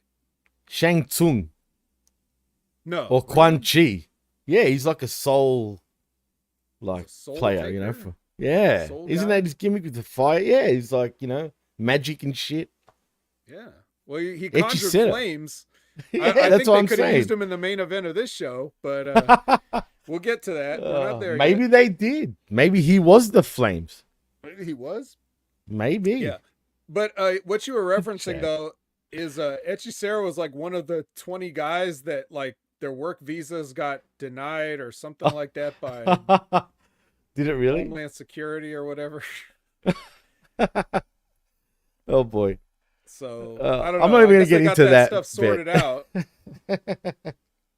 I guess they got that stuff sorted out. So because No. apparently he's on that show tonight. So Well, that's an and I interesting definitely saw that. matchup. That definitely that poster I saw definitely got posted after I heard the news about those guys getting like kicked out of the country. So I guess whatever needed Those to get guys. settled is, I'm sure it got taken care of. I guess, but You know what? I agree with Todd, man. Like, and he says, hit up JTG, and I'm sure he's referring to you now, Vet, and ask him how he isn't signed somewhere. Shakes my head. I agree, man, because I think he's improved tenfold, you know, in the independence. And I've got both of his books. I love his books. I'm not going to lie. Like, yeah. Why did they're I pick pretty up, good reads. Damn, why did I pick up? Yeah, or 1 and 2. yeah. Yeah, check those out if you haven't. Good stories in there. Absolutely. But yeah, I'm not sure exactly why he wasn't signed somewhere. The closest he got was he was in NWA for a while, and then I think he just likes the freedom of being able to set his own schedule, you know. But you never know. I do think if Shag Gaspard, you know, didn't pass away, and RIP to him, because no matter what, you know, how you see it, that was sad the way he went. But he did save his son. But I think there was a time that it felt like they were going to come back to WWE. And then that happened. And then, you know, unfortunately, it's not going to work out. You know what I mean? Yeah. Well, speaking of not working out this match, it was the Lion Tamer for the win. Not really the Lion Tamer, but that's what the announcers called it. It was just the regular crab version. The Lion Tamer is when he puts the knee at the back of the neck, and you know, and he's on the friggin' incline. That is the Lion Tamer. This is just a crab, a Boston crab. Well, not exactly. Big business crab. That's it is a big business crab, absolutely. And speaking of crabs, call it from now on, big business crab. Henceforth, will be known as the big business crab. And we forgot to mention, we also got to call grappling or grapplers. It's graps, bro. It's graps, okay. It's graps. Okay, that's what the kids like saying. Not Tony takers? Khan. Yeah, no, just graps, bro. It's just Okay. that's what's in now. Okay, Vet. All right. Well, Big business crab and Graps. graps. Yeah. Um. So the Gates of Agony come to beat the shit out of Chris Jericho for this. And then Hook does make the save, but unfortunately he does have a kendo stick. So I guess I don't have to disavow this since technically it wasn't a match, but not really. He's playing with toys, dude. He's starting to play with toys. I don't like Yep. it. I don't like it. Yeah. What are they doing to the poor kid? How did he start so hot? And you and I were the only ones I felt like that were praising the shit out of him. This is not the same Hook. They're overexposing him, dude. They're so exposing him. Even though in their eyes they're probably saying, no, he's learning. What is he fucking learning, bro? You know what I mean? By doing this. I don't know, because in my estimation, he came in and he was the rookiest of rookies, and I felt like he did really well. He did. He sort of disappeared for like many, many months. He did. And then he showed back up again, and it seemed like he was worse than before. You're not supposed to get worse. Now, granted, they were putting him in there with guys like 2.0, which just completely failed the assignment. So it wasn't all his fault, but like he used to even do other stuff better than that when he first started, let alone to these last, the matches when he came back. He's getting a little bit better now, but why did they cool him off for that big period in the middle, like right after he got hot, and then they cooled him off, then they brought him in, and they're trying to do stuff with him now that he's not hot. Like he just comes out of nowhere and is like, yeah, me versus Samoa Joe for the title all of a sudden. Why? No. I don't like it. I feel bad for the kid, man, because look, does AEW actually know how to actually hide people's weaknesses? I truly think they don't. And the ones that do know just don't give a shit, because why should they? All they care about is what they're doing in themselves, like your Jerichos and others. You know what I mean? That's how it feels. I mean, I don't know, man. It's weird. Well, there's a lot of inconsistency across the board, right? Which is one of those things that makes me wonder. Like, all those times when Tony Khan gets blamed for everything and takes all the credit for everything, makes me wonder if he's not taking the credit so that he can take the heat, because maybe he does listen to other people, and maybe he does do their ideas, and maybe they all have different ideas, and maybe some of them are good and some of them are bad, and he just takes it so that people will shit on him instead of all these other people with their ideas. Who knows? Maybe he's Is it really though?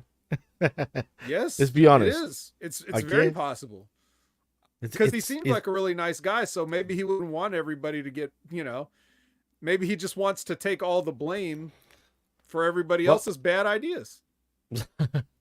Just remember, his life was in danger, vet. Ah, yes, that's true. That was definitely somebody's idea for him to say that. So there you go. That may prove my point as much as anything. Oh boy. All right. Well, Shivani's going to bring out FTR. Oh, this was fucked. And they want to let us know that they're in the tournament, the tag team tournament. Yep. So don't worry, guys. You're going to get your Daxon, and Cash. And actually, Cash should definitely join the Elite. It's in his name twice. Cash. Yeah, and you know what? Yeah, Cash. And you put the dollar signs in there for the S's? I got one better. Speaking of money, right? You dress him in a tuxedo. You get him a walking stick. Think about it, bro. You dress him in the green tuxedo that the $1 Million Man has with the glitter and the dollar signs on the lapels. That's a good idea. I like with that. The green Ted DiBiase tuxedo. But what I was really referring to is the Monopoly guy. He can be literally the Monopoly guy. Why don't you just do the Monopoly guy, but with but with the green tuxedo, and then he can have the monocle with the. Oh wait, no.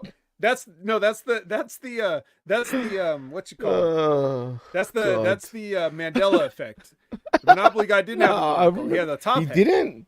He had a top. Oh yeah, hat, right? yeah, but I remember the monocle though for some reason. That's a Mandela effect. You telling me that's?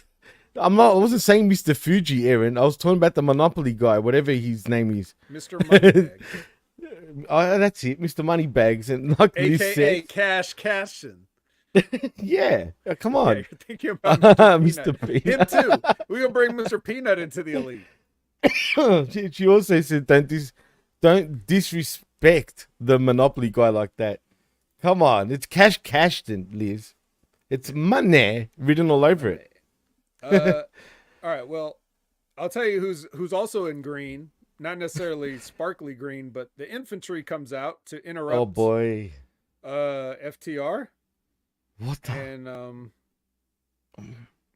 no Trisha Dora, just Sean Dean and what's the guy? Charlie Bravo? Is that? Yeah, I think something like that. But why did these guys have such?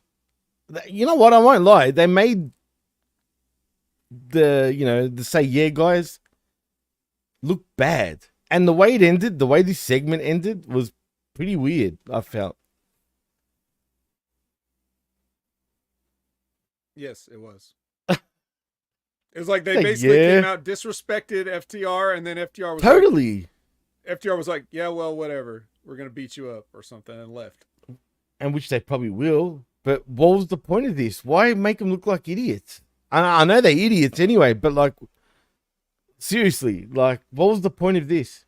Because this will be the team that FTR beats in the first round of the tournament. That's why. That's it. Okay, cool. So they're trying to get them over, but really, right? They're not over, and no one really knows. See, here's what's stupid. I don't have a problem with that per se, but FTR just came out here to announce that they are entering the tag team tournament. Now, if we already had the bracket put up and we say these are the teams that are in the tournament, and in the first round, the infantry versus FTR, like, okay, but and then they're just now telling us. So why would the infantry know to come out for this? It just seems, I know that's what's going to happen, but they're not even going to do it to where, like, see, now if I had done this, right, dude, where they come out, interrupt FTR, if I had done this, I booked this angle. Now, when the tournament starts, I'm not putting them in the first round. I'm going to make FTR win one match, then infantry win one match, and get to the second round. That's how I'm going to do it. Because otherwise, it's very convenient if they psychically know they're going to be bracketed against FTR and come out and cut a promo on them during their TV time. Right. So they conveniently were in the same building also, like they knew. Like, you know what I mean? Is Ring of Honor later, so they Oh, wow. Okay. That makes sense then. Because, they want the fans to sit back there for like 6 hours at a time, right? Yeah. Fucking hell, man. Money. Yeah. A lot of money. Cash Cashton, bro. I'm telling you, he needs to think of a gimmick rework, man. He needs to revive the Cash, if you know what I mean. Yeah. Well, he's got to do it. We've already given him the idea, The monocle is the best, though. Come on. And he can skip around and shit. Mr. Peanut monocle, yeah. Yeah. I mean, but he has to say Peanuts is a euphemism for money sometimes. It usually means just a little bit of money, but technically it's still money. So it's still Mr. money. Peanut, Mr. Peanut can join the elite too. Sponsorship. We have a planner sponsorship. We can put the big Jimmy. We can put the big planters peanut in the middle of the ring, just like the Prime Energy. Right? I like that. Yeah, absolutely. Why not? I mean, shit. It works, bro. It works. I mean, come on. Exactly. Say yeah. That's what he's got to say at the end of that. I think they really got to get Tony. Can't take all the credit. He's got to take some ideas from the Wreckage here. Come on. Look, we're lightening the load for you, Mr. Khan. We know you've got a lot on your plate. You've got 3 sports franchises to deal with and lots of people to talk to all the time. Not to mention everybody that you've got to tweet. So we're trying to make it take some off your plate. We're trying to take the peanuts off your plate and put them on the mat. 100%. And like the Comic King says, we've got some money to make, Deucey. So, yeah. Funny enough, what's next is just a package for big business on Wednesday. Money. Just get excited. You don't even have to buy nothing. Just tune into Dynamite. You'll get big business for free. For free, literally. So and the cost of your cable subscription. And you know what I mean. Or whatever. It's still money. Peanuts. Yeah, exactly. It's peanuts. It's only like we all know 60 to 70 bucks a month. People like AEW, right? Like the richest, bro. Remember? Dave Meltzer showed you only rich people love AEW. Poor people don't. So that's why big business is for those big with money those cable subscriptions. Yeah, absolutely. And Labrat brings up an interesting point. Does that mean, and he wants to know, will Big Money Matt join the Elite? Yeah, that's the $1 million question. No, he's about to really. Be fired. He's about to be fired. So, no money for him. Yeah, he already switched his gimmick, so it's too late for him. Sorry. Zane wants to know a big package. The big package. The big package, like the big, what was Val Venus again? The big Valboski. Yeah, the big Valboski. Yeah, the big the big package instead. Yep. Isn't that the same thing? Yeah. Well, you know what else is big money, big packages, big business. Mystico. He's obviously a legend in CMLL and all over the world. You know him as the original Sin Cara. The original Sin Cara. That's true. Right? And now not Hunico. He's mysterious. Where have I heard that before? What was that thing you said, Jimmy, just now? Mystico? Mysterious or Hunico? Unico, yeah. Unico is the second. Oh, sorry. That's right. I'm Australian. I say Hunico. And yeah, you guys say H. Unico. Yeah, that was the guy. That was the guy that rode the lowrider tricycle with Camacho, who's actually Tongaloa. That's right, playing a Mexican. Not Mexican or in the WWE anymore. Oh, man. I couldn't believe that, man. They were doing that to him. But anyway. They're like, well, you're brown, so you're a Mexican. That is so... Like, it's typical of Vince, too. I'm actually Haku's son. He worked for you guys for many, many years. And they're like, whatever. Just ride the back of this guy's tricycle, Mexican. Fucking stupid, bro. Yep. Absolutely stupid. Anyway. But anyway, yeah, neither one of those guys is the original Sin Cara. The original Sin Cara is this guy, Mystico. And at one point in time, Triple H really thought highly of this guy when he signed him and brought him in. He thought he was going to be probably whatever they think Dragon Lee is now when they talk about the future of Lucha Libre. But right. He's going to become Dragon Flea soon. Trust me. Dragon Flea. Yeah. He's going to be fleeing his way out of there. Speaking of Flea and his brother. What happened to his brother and the cartel? The Los Ingobernables, or what are they called in AEW? Just Ingobernables, the Ungovernables, or whatever the hell they're called. What happened to that guy? That crazy Chicano. Actually, he's not even a Chicano. He's just a Mexicano. Injured? He got injured in that match? That was like, 6 months ago? Yeah. That's how long some of those injuries take. I guess. I mean, where's Pedro Peligroso? What happened to him? I don't know. He could stay gone. Yeah, I agree. Speaking but anyway, it's Mystico versus Angelico. So, yeah. Speaking of, where the hell did they dig up Angelico from? Ring of Honor. Wait, has he been in Ring of Honor this You whole really time? think I'm kidding when I say this whole show is Ring of Honor, guys? I have no idea anymore, man. Is he really consistently on Ring of Honor for real? If he's consistently anywhere, it's there. Yes. Well, welcome back, Angelico. Yeah, I guess. Cheers. Cheers to that. Yeah. Money, There he but is. not really. All right. Well, Místico wins with some sort of Fujiwara armbar. I don't know. I'd never really don't remember him using this move before, but I guess I just don't watch enough. Yeah. Dude, since when does he do wrestling holds? I don't know. Actually, that's one of the aspects of Lucha Libre I do like.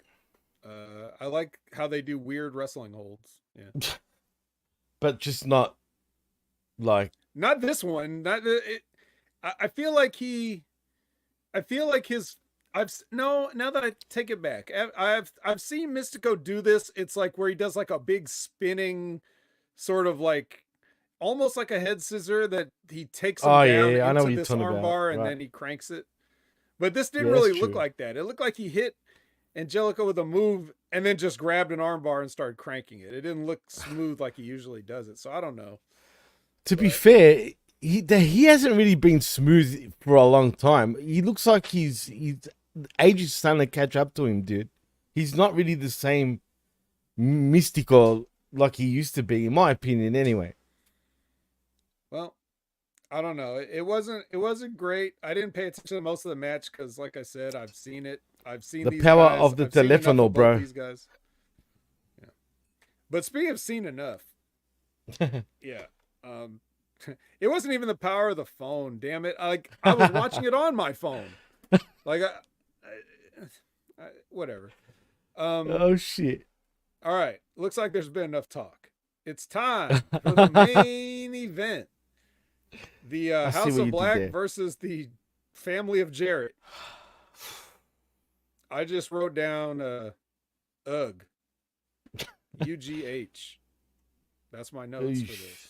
Make him say, So, we didn't have enough of this on Sunday night. Like, we had to already 6 days later just have everybody with a bunch of trash out here doing a bunch of phony shit. Wow. That's what I got to say to that. Somehow Jeff Jarrett just, like, he's always involved in this, isn't he? Like, why do they always... How does Jeff Jarrett get... Is this a rib on him? Like, is it just like... Dude. Whatever's the dumbest match we could come up with, Jeff Jarrett's in it somehow. And like, didn't they kind of allude to that in the promo earlier? They kind of said something along those lines, but not exactly in those words. Maybe? I forgot. I already forgot if they said it. And I don't blame you. And is it just me, or has Jay Lethal put on a lot of weight? Maybe. He looked chunky, bro. Well, he was fully clothed in this, wasn't he? Yeah, he was. Because, you know, they were soldiers, bro. Not the No Limit soldiers, but soldiers nevertheless. Yeah. Yeah, that was the guys that came out to interrupt FTR, but... Oh, yeah, they were actually soldiers, apparently. The infantry, right. The infantry. Charlie Bravo. God. So, yeah, what can you... Like, if you saw this, you already know, right? Like, you no one can defend this. Because even if you like stuff where it's just like a cluster and a bunch of people doing stuff, even if you like it, this was so contrived and phony. Bad, dude. And I felt like everyone wasn't... I don't blame him, mind you. But did they all look like they wanted to be in this match? They were working like they so didn't want to be in this match, dude. Do you get where I'm coming from? It was like they were walking slowly from spot to spot, if that makes sense. Well, how else could you do it? I mean, how else could you do some bullshit like this? I wouldn't even know. Right. That's true. I mean, why was this the main event? And I'm talking more particularly of Jarrett Lethal, you know, more so than anyone else. And the House of Black, I mean, shit. What do you do? I don't know. Well, so Todd Brantley says, let's go. Mark Briscoe's an idiot, right? Everybody called out Darby. Let's call out Mark Briscoe, and I like Mark. Well, I'm not going to call Mark Briscoe an idiot because I didn't call Darby an idiot. That's actually I've true. never called Darby an idiot. Never. I've just said that unfortunately he likes to do these things. That's different than being an idiot. He's intelligent and he's willful. Yeah, he's willing to be an idiot for the sake of it. You know what I mean? Yeah. Mark Briscoe just, I don't know if he's an idiot, but he's certainly just, he's actually not an idiot. He's very intelligent, but God damn it, he just wants to do shit. Right. And it's sort of implemented in his gimmick too, sort of thing. Right. But this is like, I don't know, man. I don't like it. I don't like any of this. This is not the use of these guys doing this. And it just gets extra bad when you like some parts of this expose how phony other parts of it are. Bad, like, dude. Yeah. You're referring to Cornette? Yeah, he ain't gonna call out Mark Briscoe. Well, he might. Oh yeah, he might. I think he will on this one, dude. But he's not gonna watch it. He's not gonna watch it because it's Collision and he doesn't watch it ever anymore. Since CM Punk is gone, he doesn't watch this show. So he's not gonna watch this. But I'm sure people are gonna tell him that he needs to watch it on social media so that he does do a review of it. But let me just all right. So Sanjay Dutt comes out and he tries to hit Brody with the guitar, right? Right. And it was Brody, right? I assume it was. It was. I'm pretty sure it was, right. Nothing happens. Brody just stands there, and then Sanjay like falls down and starts to scoot up the ramp like it's a horror movie. He can't stand up. He's not a wrestler, never been a wrestler. He just is gonna scoot backwards all the way up the ramp until he runs into Julia Hart, who's got a can of gasoline, right? So they pour the gasoline on Sanjay. And then she's got a lighter and she's like holding the lighter, right? Just flicking the lighter. Like, what is she waiting for? Are you going to burn this guy alive on national television or not? Why are you just flicking the lighter? So then Karen Jarrett comes out. First of all, where was she the whole time? Second of all, why is she wearing wrestling boots?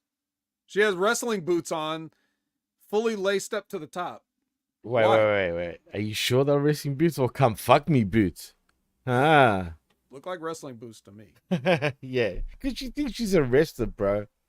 She's Karen Angle really deep down. She can do ankle locks, dude. Don't worry about that. Yeah. Trust me. Yeah. Don't worry. I'm not worried. And her ankles don't have to be worried. She's got the full support of those wrestling boots. She does, right?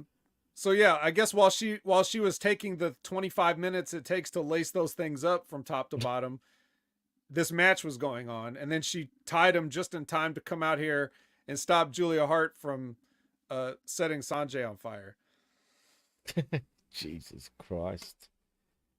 You know, it's funny because of because of the daylight savings thing, and we're confused on the timing. And you know how I was watching Collision at the time? And I said, you know what? I can stop at this point, right? And we can start the show from there, right? Remember I was saying that? And you said, no, you have to watch the main event, right? And I'm thinking, you know what? Maybe there's something good in this, right? But I knew, for you to say that, I'm thinking there's going to be a total train wreck for sure. Boy, were you not wrong. I mean, even though you didn't tell me it was going to be a train wreck, but I regretted watching this match. I'm not going to lie. I was literally like, what the fuck, man?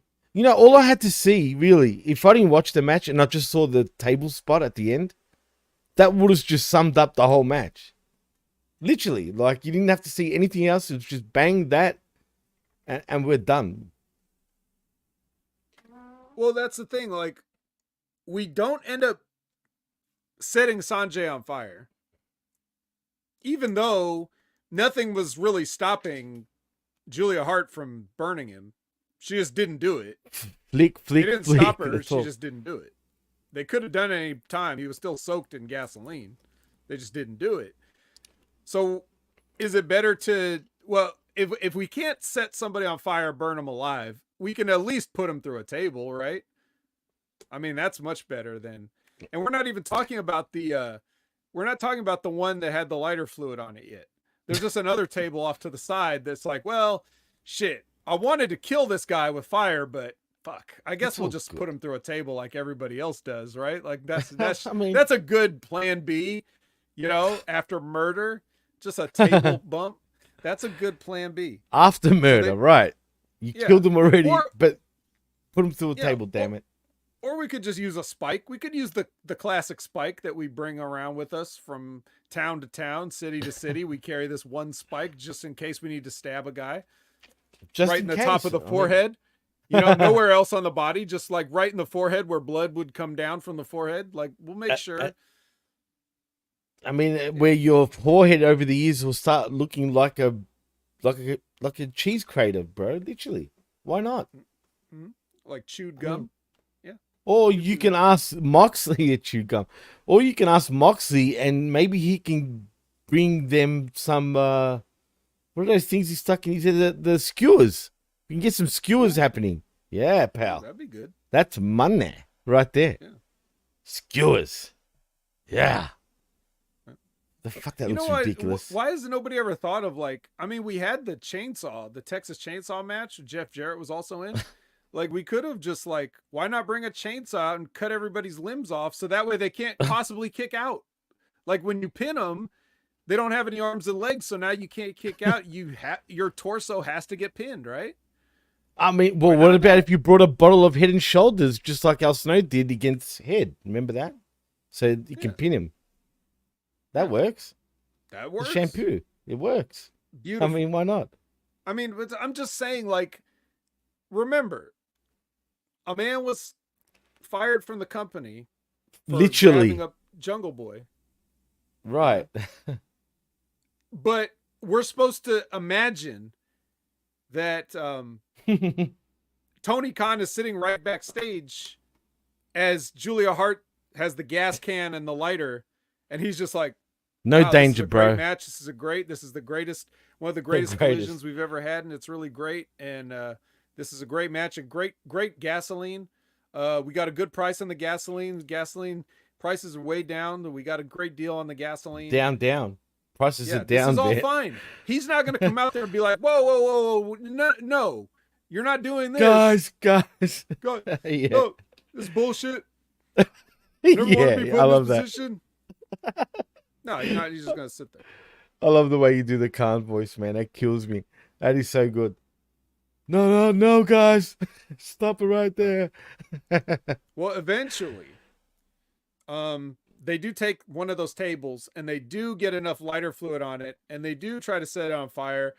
It's so little lighter fluid that Julia Hart has one of those like barbecue lighters, and she's trying to light the table in sections, like by drips. Like there's a little puddle here, let me light that. Oh, there's another little puddle here. And then I think it was Malachi gets the bottle and sprays more lighter fluid on it. So they get a nice thin line of fire down the middle of the table, and they hurry up and put Mark Briscoe through it. And then they roll him back in the ring, and then they pin Mark Briscoe, because after all, this is a wrestling match, and pinning a guy for 3 seconds is the ultimate goal, even though it was okay to kill Sanjay Dutt earlier, but we got to just hold Mark Briscoe's shoulders down for 3 seconds. That's the important thing here. That's the ultimate goal. As long as we hold a guy down for 3 seconds, I think we've won. I think we've won the war, the battle, the whole kit and caboodle. Big business in Boston. We're ready to go. Wrestling is the important thing. You got to get your pin in, bro. I mean, forget the spikes and the tables and the fire and all the other stuff. We got to get that pin. It's wrestling. You got to pin him. Got to hold him down. Hold them shoulders down, just like in the Olympics. You know, you got to get that pin. You wouldn't want to embarrass the wife of a former Olympic gold medalist with a wrestling goals.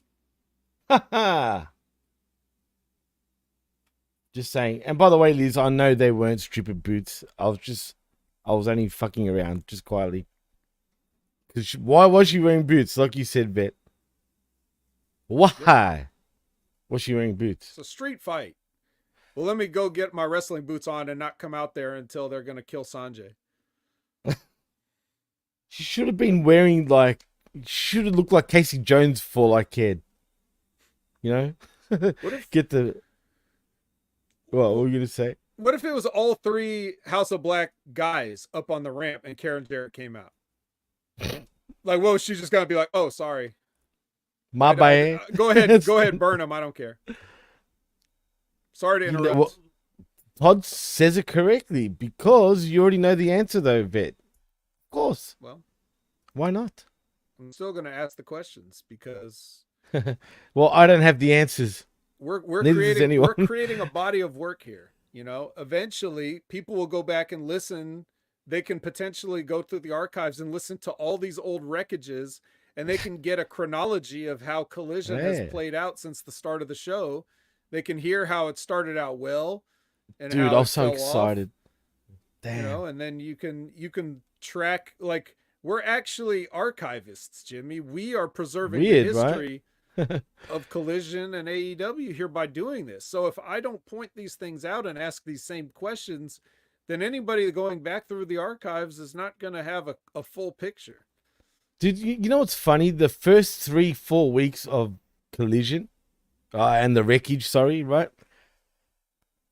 It was so night and day the way we are talking now. And it's a shame too, because even during that time, I was so done with AEW in terms of Dynamite. You know what I mean? I was just so sick of it. And then Collision came along.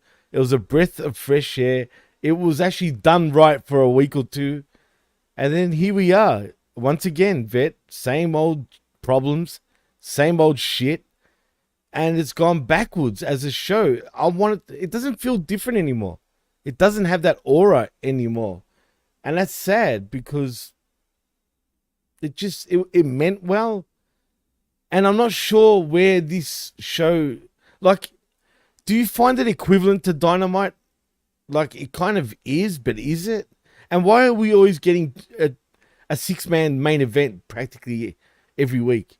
That's another weird thing. I don't have the answers to these questions either. But I mean, it does feel different than Dynamite, but then again, sometimes they feel the same. That's what I'm saying.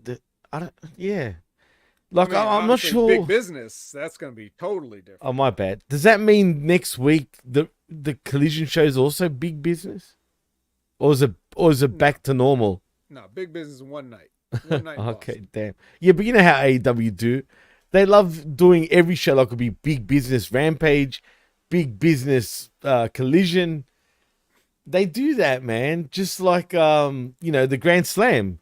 It's a Grand Slam on every show, apparently.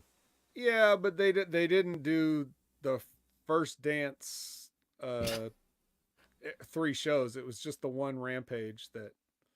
True, but that was live. That's why they weren't actually taping 3 shows in a row per se. And I wish Rampage, see, even that, man. Remember that time? The biggest moment possibly in AEW history was on a Rampage. Think about that. That sold out the United Center, for crying out loud. Now look at it. Like, it's bizarre to me, dude. How do you do so well just to become so bad? Like it. Because you fired him. Oh, I forgot. His life was in danger. That's right. My bad. Yeah. And he thinks he knows about money and big business. Money, yeah. Jesus. Well, he does have a lot of money, but I don't know, man. I don't know. I'm disappointed, though. That's all I'm saying. And you know what? I dare say, could this possibly be... I think this was probably the worst main event in Collision history, dude. Straight up. Well, it didn't have Daniel Garcia in it, so it's already true. Certain levels above, but no, I mean, it's just not. I'm embarrassed. I don't have the energy to cut the promo I did last time, where I excoriated these people for having jobs on television and being so bad, but it's still pretty bad. Yeah, but you know what? We had fun with this show. At least we can see the brighter side. Usually we're always angry about it. But this time, you know, we're more laughing about it, if anything. What else can you do at this point? You know what I mean? Instead of getting upset about it, we just got to laugh about it, you know? It's AEW. It is what it is. But that doesn't mean... All right, a la carte, exactly. It took me a long time to learn that. One of my menu items, though, is Mark Briscoe. So when he gets dropped into this, you know, it's like it's like this is where you had your delicious microwave burrito that you like, and then it fell in the fucking toilet. Ooh. Why'd you take it in the bathroom? I don't know. It didn't belong in there. You should That's all. Ate in the cafeteria with everybody else. It's just Yo. Well, I know why, because it's got beans in it, bro. In the burrito. That's why. So the thing is, up until this main event, the show went from okay to kind of boring. But then it turned bad all of a sudden, because again, really bad. Even if you like this kind of shit, they just did it on Sunday night for Sting. Yeah, I know. Could you give us a week break at least before you do something like this again? You know, like couldn't you just... The reason that these matches are so tedious is because they happen so often. You're not supposed to have a garbage match every single fucking week. And if AEW doesn't do it, somebody else will. If they don't have one, it'll be like, you know, WWE will have like some Halloween trick or street fight, or like trick or street fight. Yeah, or TNA will have their PCO match, or or Clockwork Orange House of Fun match, or what. Like, there's always some garbage match going on television every single week. It doesn't mean anything anymore. Stop it, man. And it's fake. But see, is that because all these promotions think that's what people want? That's what another thing that confuses me, dude. Like, how do they, like, I don't know what to think anymore. Like, you can't be so short-sighted, like, or out of touch with the fan base. It just feels like, I don't know, man. It's either a rib or they're truly, like, I don't know what to say anymore about shit like this. Like you said, man, we saw, at least with the Sting and Darby match, there was intrigue to it. You know what I mean? There was shit happened on it. You know what I mean? For bad or for worse. I kind of got into the match. That's what I'm trying to say. For how ridiculous it was. This match was just plain ridiculous for the wrong reasons, if you get my drift. Like, yeah. I feel bad, dude, for all these guys. But like you said earlier in the show, there's got to be a point where these guys have got to speak up for themselves, man, and say, no, I'm not fucking doing this shit anymore. You know what I mean? But, well, some of them will. I guess I hope none so. Of these guys. Like, look, Jeff Jarrett was in this match. There was no chance he was going through a flaming table. Nah, hell no. Even though they should have beat Jeff Jarrett before they beat Mark Briscoe. Because there's no future with Jarrett at all. But like, you know, that's what I'm saying. So right. But you know he's not going to do it. So even if they told him to do it, he'd be like, "Pal, I don't think I'm going through the table tonight." Sonny turns into Hogan. That don't work for me, brother. Yeah, and Mark Briscoe doesn't care. He's just like, "Yeah, I'll do it. Whatever. Who cares?" Like, he doesn't care. So whatever. Look, we talked about it enough. We get it. It's bad. Show is just, you know, I'm looking at it piece by piece. Not a great show. So and the sad makes part me sad when I see something like this that's just like, damn, even on, no matter how you look at it, this match should not have happened. No. And we started strong, I felt. You know what I mean? I thought, okay, after the very first match with Danielson and Shane Taylor, I thought, you know. Yeah, and you know start.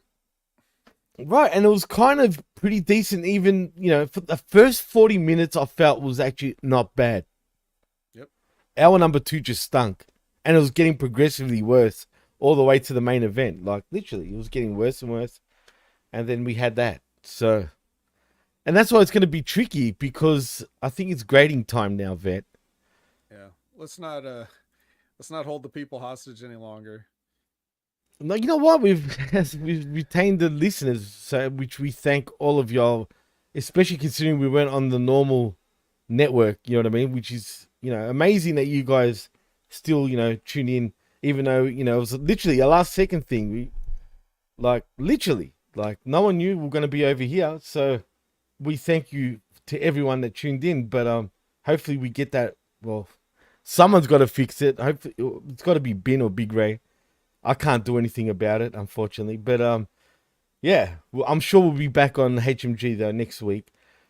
But anyway, Vet, if you had to give this a rating, it's a tricky one. What would you give it? It's a C minus. It could have gotten. It could have even, if it had maintained its strength, it could have even gotten a B plus. But it got dragged all the way down by that main event. All the way down. This had a lot of menu items I like. This had a Shane Taylor singles match. I like Shane Taylor. Absolutely. It had Okada. It had Hook. On paper, it looked good, right? Yeah, it even had like Eddie Kingston. I like Eddie Kingston more for promos, but so he just came out and got beat up. That's not really what I wanted. Everything was like offset by something. Like it was Okada but Young Bucks. It was Shane Taylor but bad booking. It was Hook but kendo stick. And it was like everything that was good had an equal or opposite down, and that's a what negative aspect. So it came across, I hate to say this and I haven't said it in a long time, but this is exactly what I mean by bipolar booking, bro. Yeah. Do you know what I mean? So, it's so up down, but yeah, I don't know, man. Bizarre. But what they've seen, what Collision seems to, if Collision has any identity at all, what they seem to do is they seem to bring in Ring of Honor people for the AEW people to get over on, so we can do quick match, but then go into an angle afterwards. But it becomes very, very repetitive though when every single match has something after it. Yeah. Like right after it. Like immediately somebody's running in to just do the next angle. So it's like, okay, that's bad too. I don't know. It's just not how I would do things, but that's why I'm not doing things. And I sort of, I don't know, Jimmy. How would you grade it then? I mean, no, C minus is actually fair. That's what I was gonna say, because that's what I meant by tricky. It could have been a B. Like I said, it started off good, and I was pleasantly surprised by it. And then, like I said, it just kept regressing and regressing and regress. It literally started off like it was back to front, dude. Like I feel like the main event could have started the show. That way, it would have. That stank would have been gone by the end of the show, if that makes sense. You know what I mean? But instead, they're opposite. They're backwards, bro. It's just how Tony loves booking things. It's just, there's no foresight. Like, I don't see any vision, which is scary. Like, for them, I'm saying. Like, he's got no vision. I'm sure he thinks he's got a vision. But it's definitely pretty friggin' cloudy, in my opinion. Unless he really is letting other people's input in. Well, if that's the case, then I have no idea, bro. Yeah, we don't, because he likes it. Okay. It's okay. It's all right. We don't have to have an idea. We just grade it. Your show, it gives me a headache. C minus, guys. C minus all the way around for sure, man. C minus technically a passing grade, but I would still like to see you guys do better.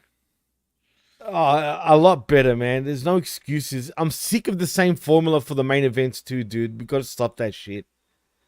They got to stop doing these. It's always featuring the House of Black against someone else.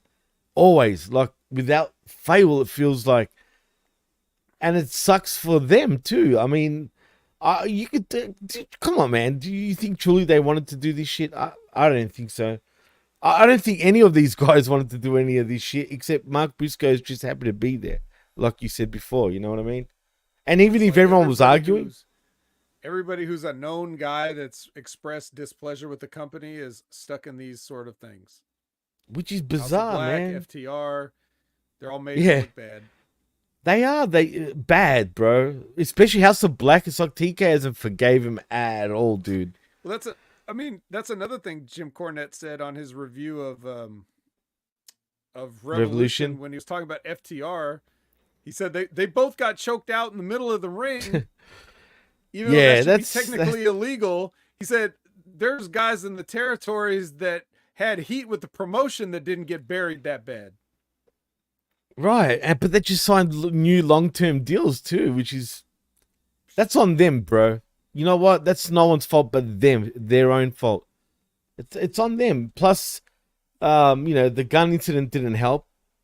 You know what I mean as well. So, it's on them. They're just dopey, bro. See, to me, FTR, they could have been so great, but up here, I don't think they're all there, bro. Like, seriously. At the same time, though, just because if you have somebody and you're paying them money, you might as well get some good out of them. Otherwise, if you just do this kind of shit, if you are in fact doing this to be spiteful, then you're just Vince McMahon. So you got to do better than that too. You do. Will they? I don't know. But in saying that, I think we can take it to the casa. Let's get the fuck out of here. Let's get the fuck out of here. So, Vet, tell them where they can find you, my friend. Add Opinion Haver on all your favorite social media platforms. Every Wednesday, Next Level Wrestling Review with Big Ray Hernandez, 8 a.m. Pacific, 11 a.m. Eastern. Every Monday, Impact Attack, 6:30 p.m. Pacific, 9:30 p.m. Eastern, live with Brandon. Where we could talk about TNA and how PCO does the same stuff, but nobody cares because it's TNA. You can check out Wrestling with Rip Rogers every Friday at 8 a.m. Pacific, 11 a.m. Eastern. Concrete. No guest this week, but fun stuff. And they uploaded a video about a 20-minute video of Rip talking about territories. This was like Portland, so he told stories about Portland. And Roddy Piper. Yep, Piper, Don Owens, all these people. So check that out if you didn't check that out. And then Stevie Richards, always doing stuff, trying out new stuff.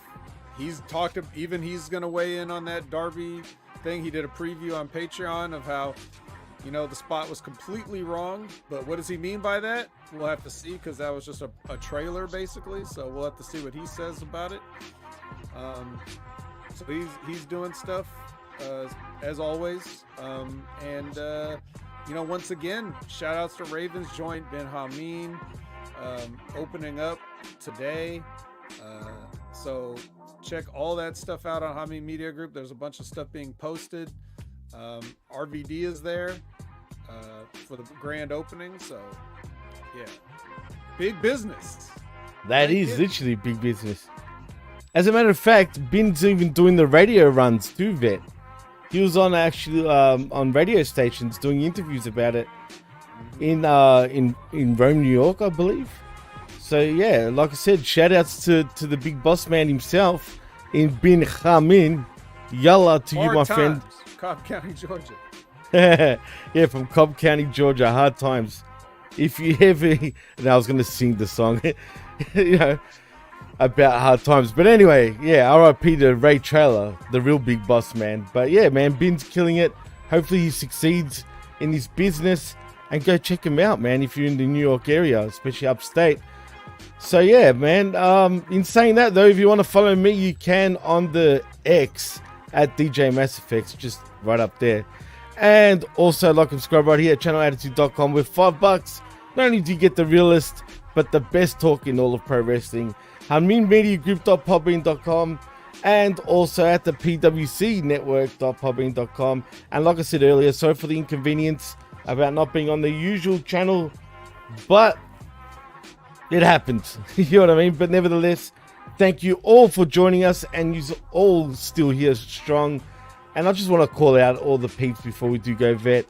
Thank you to absolutely everyone for joining us, including, last but not least, also Todd Brantley, Jay Jerome Hall, Aaron Ben Shlomo, Medium 5, Zane Vicious, the master and ruler of the world, Retro Rocket Review, Chris Willand, Liz. Also, we had there's quite a few more, man. I'm still scrolling. By the time I get there, even John Enright was there. Damn, we didn't even acknowledge him. I just noticed that right there. He put his comment up. Did I? Yeah. Oh, I didn't get to read the whole thing. okay. He did Interesting. put it up. Well, sorry, we didn't. I should have said more, but anyway. Yeah, there was also Darkside Caster, and a few. Lab Rat, Oh man, I is it can't be Lab Rat? bothered. Oh, Labrat as well. That's right. Retro Rocket Review. Yep, and shout outs to my crab cats out there. I'm looking at you also there, Labrat. Harvey of Chia was also in the house. Yeah, I didn't even notice him. Even a rare Homeboy 88. Oh yeah, the original OG Mexican blood in blood out homeboy from the way from California. Hey, there you go. In Homeboy, I think there's a few others, man, that I'm missing. We had Dr. Rivera, I think, also before. Yeah, Jose Luis Rivera. Yeah. And I think that's. Look, there's probably others, but it keeps scrolling the chat. There was a lot was said in the chat, man. But thank you all. You users also all too nice. But in saying that, let's take it home, man. So I am Jimmy T. That is the vet Jamie Williams, and you've been listening and watching the Saturday Night Wreckage, but not on the Saturday, right here on the PWC network, and also channelattitude.com. And peace. Thank you.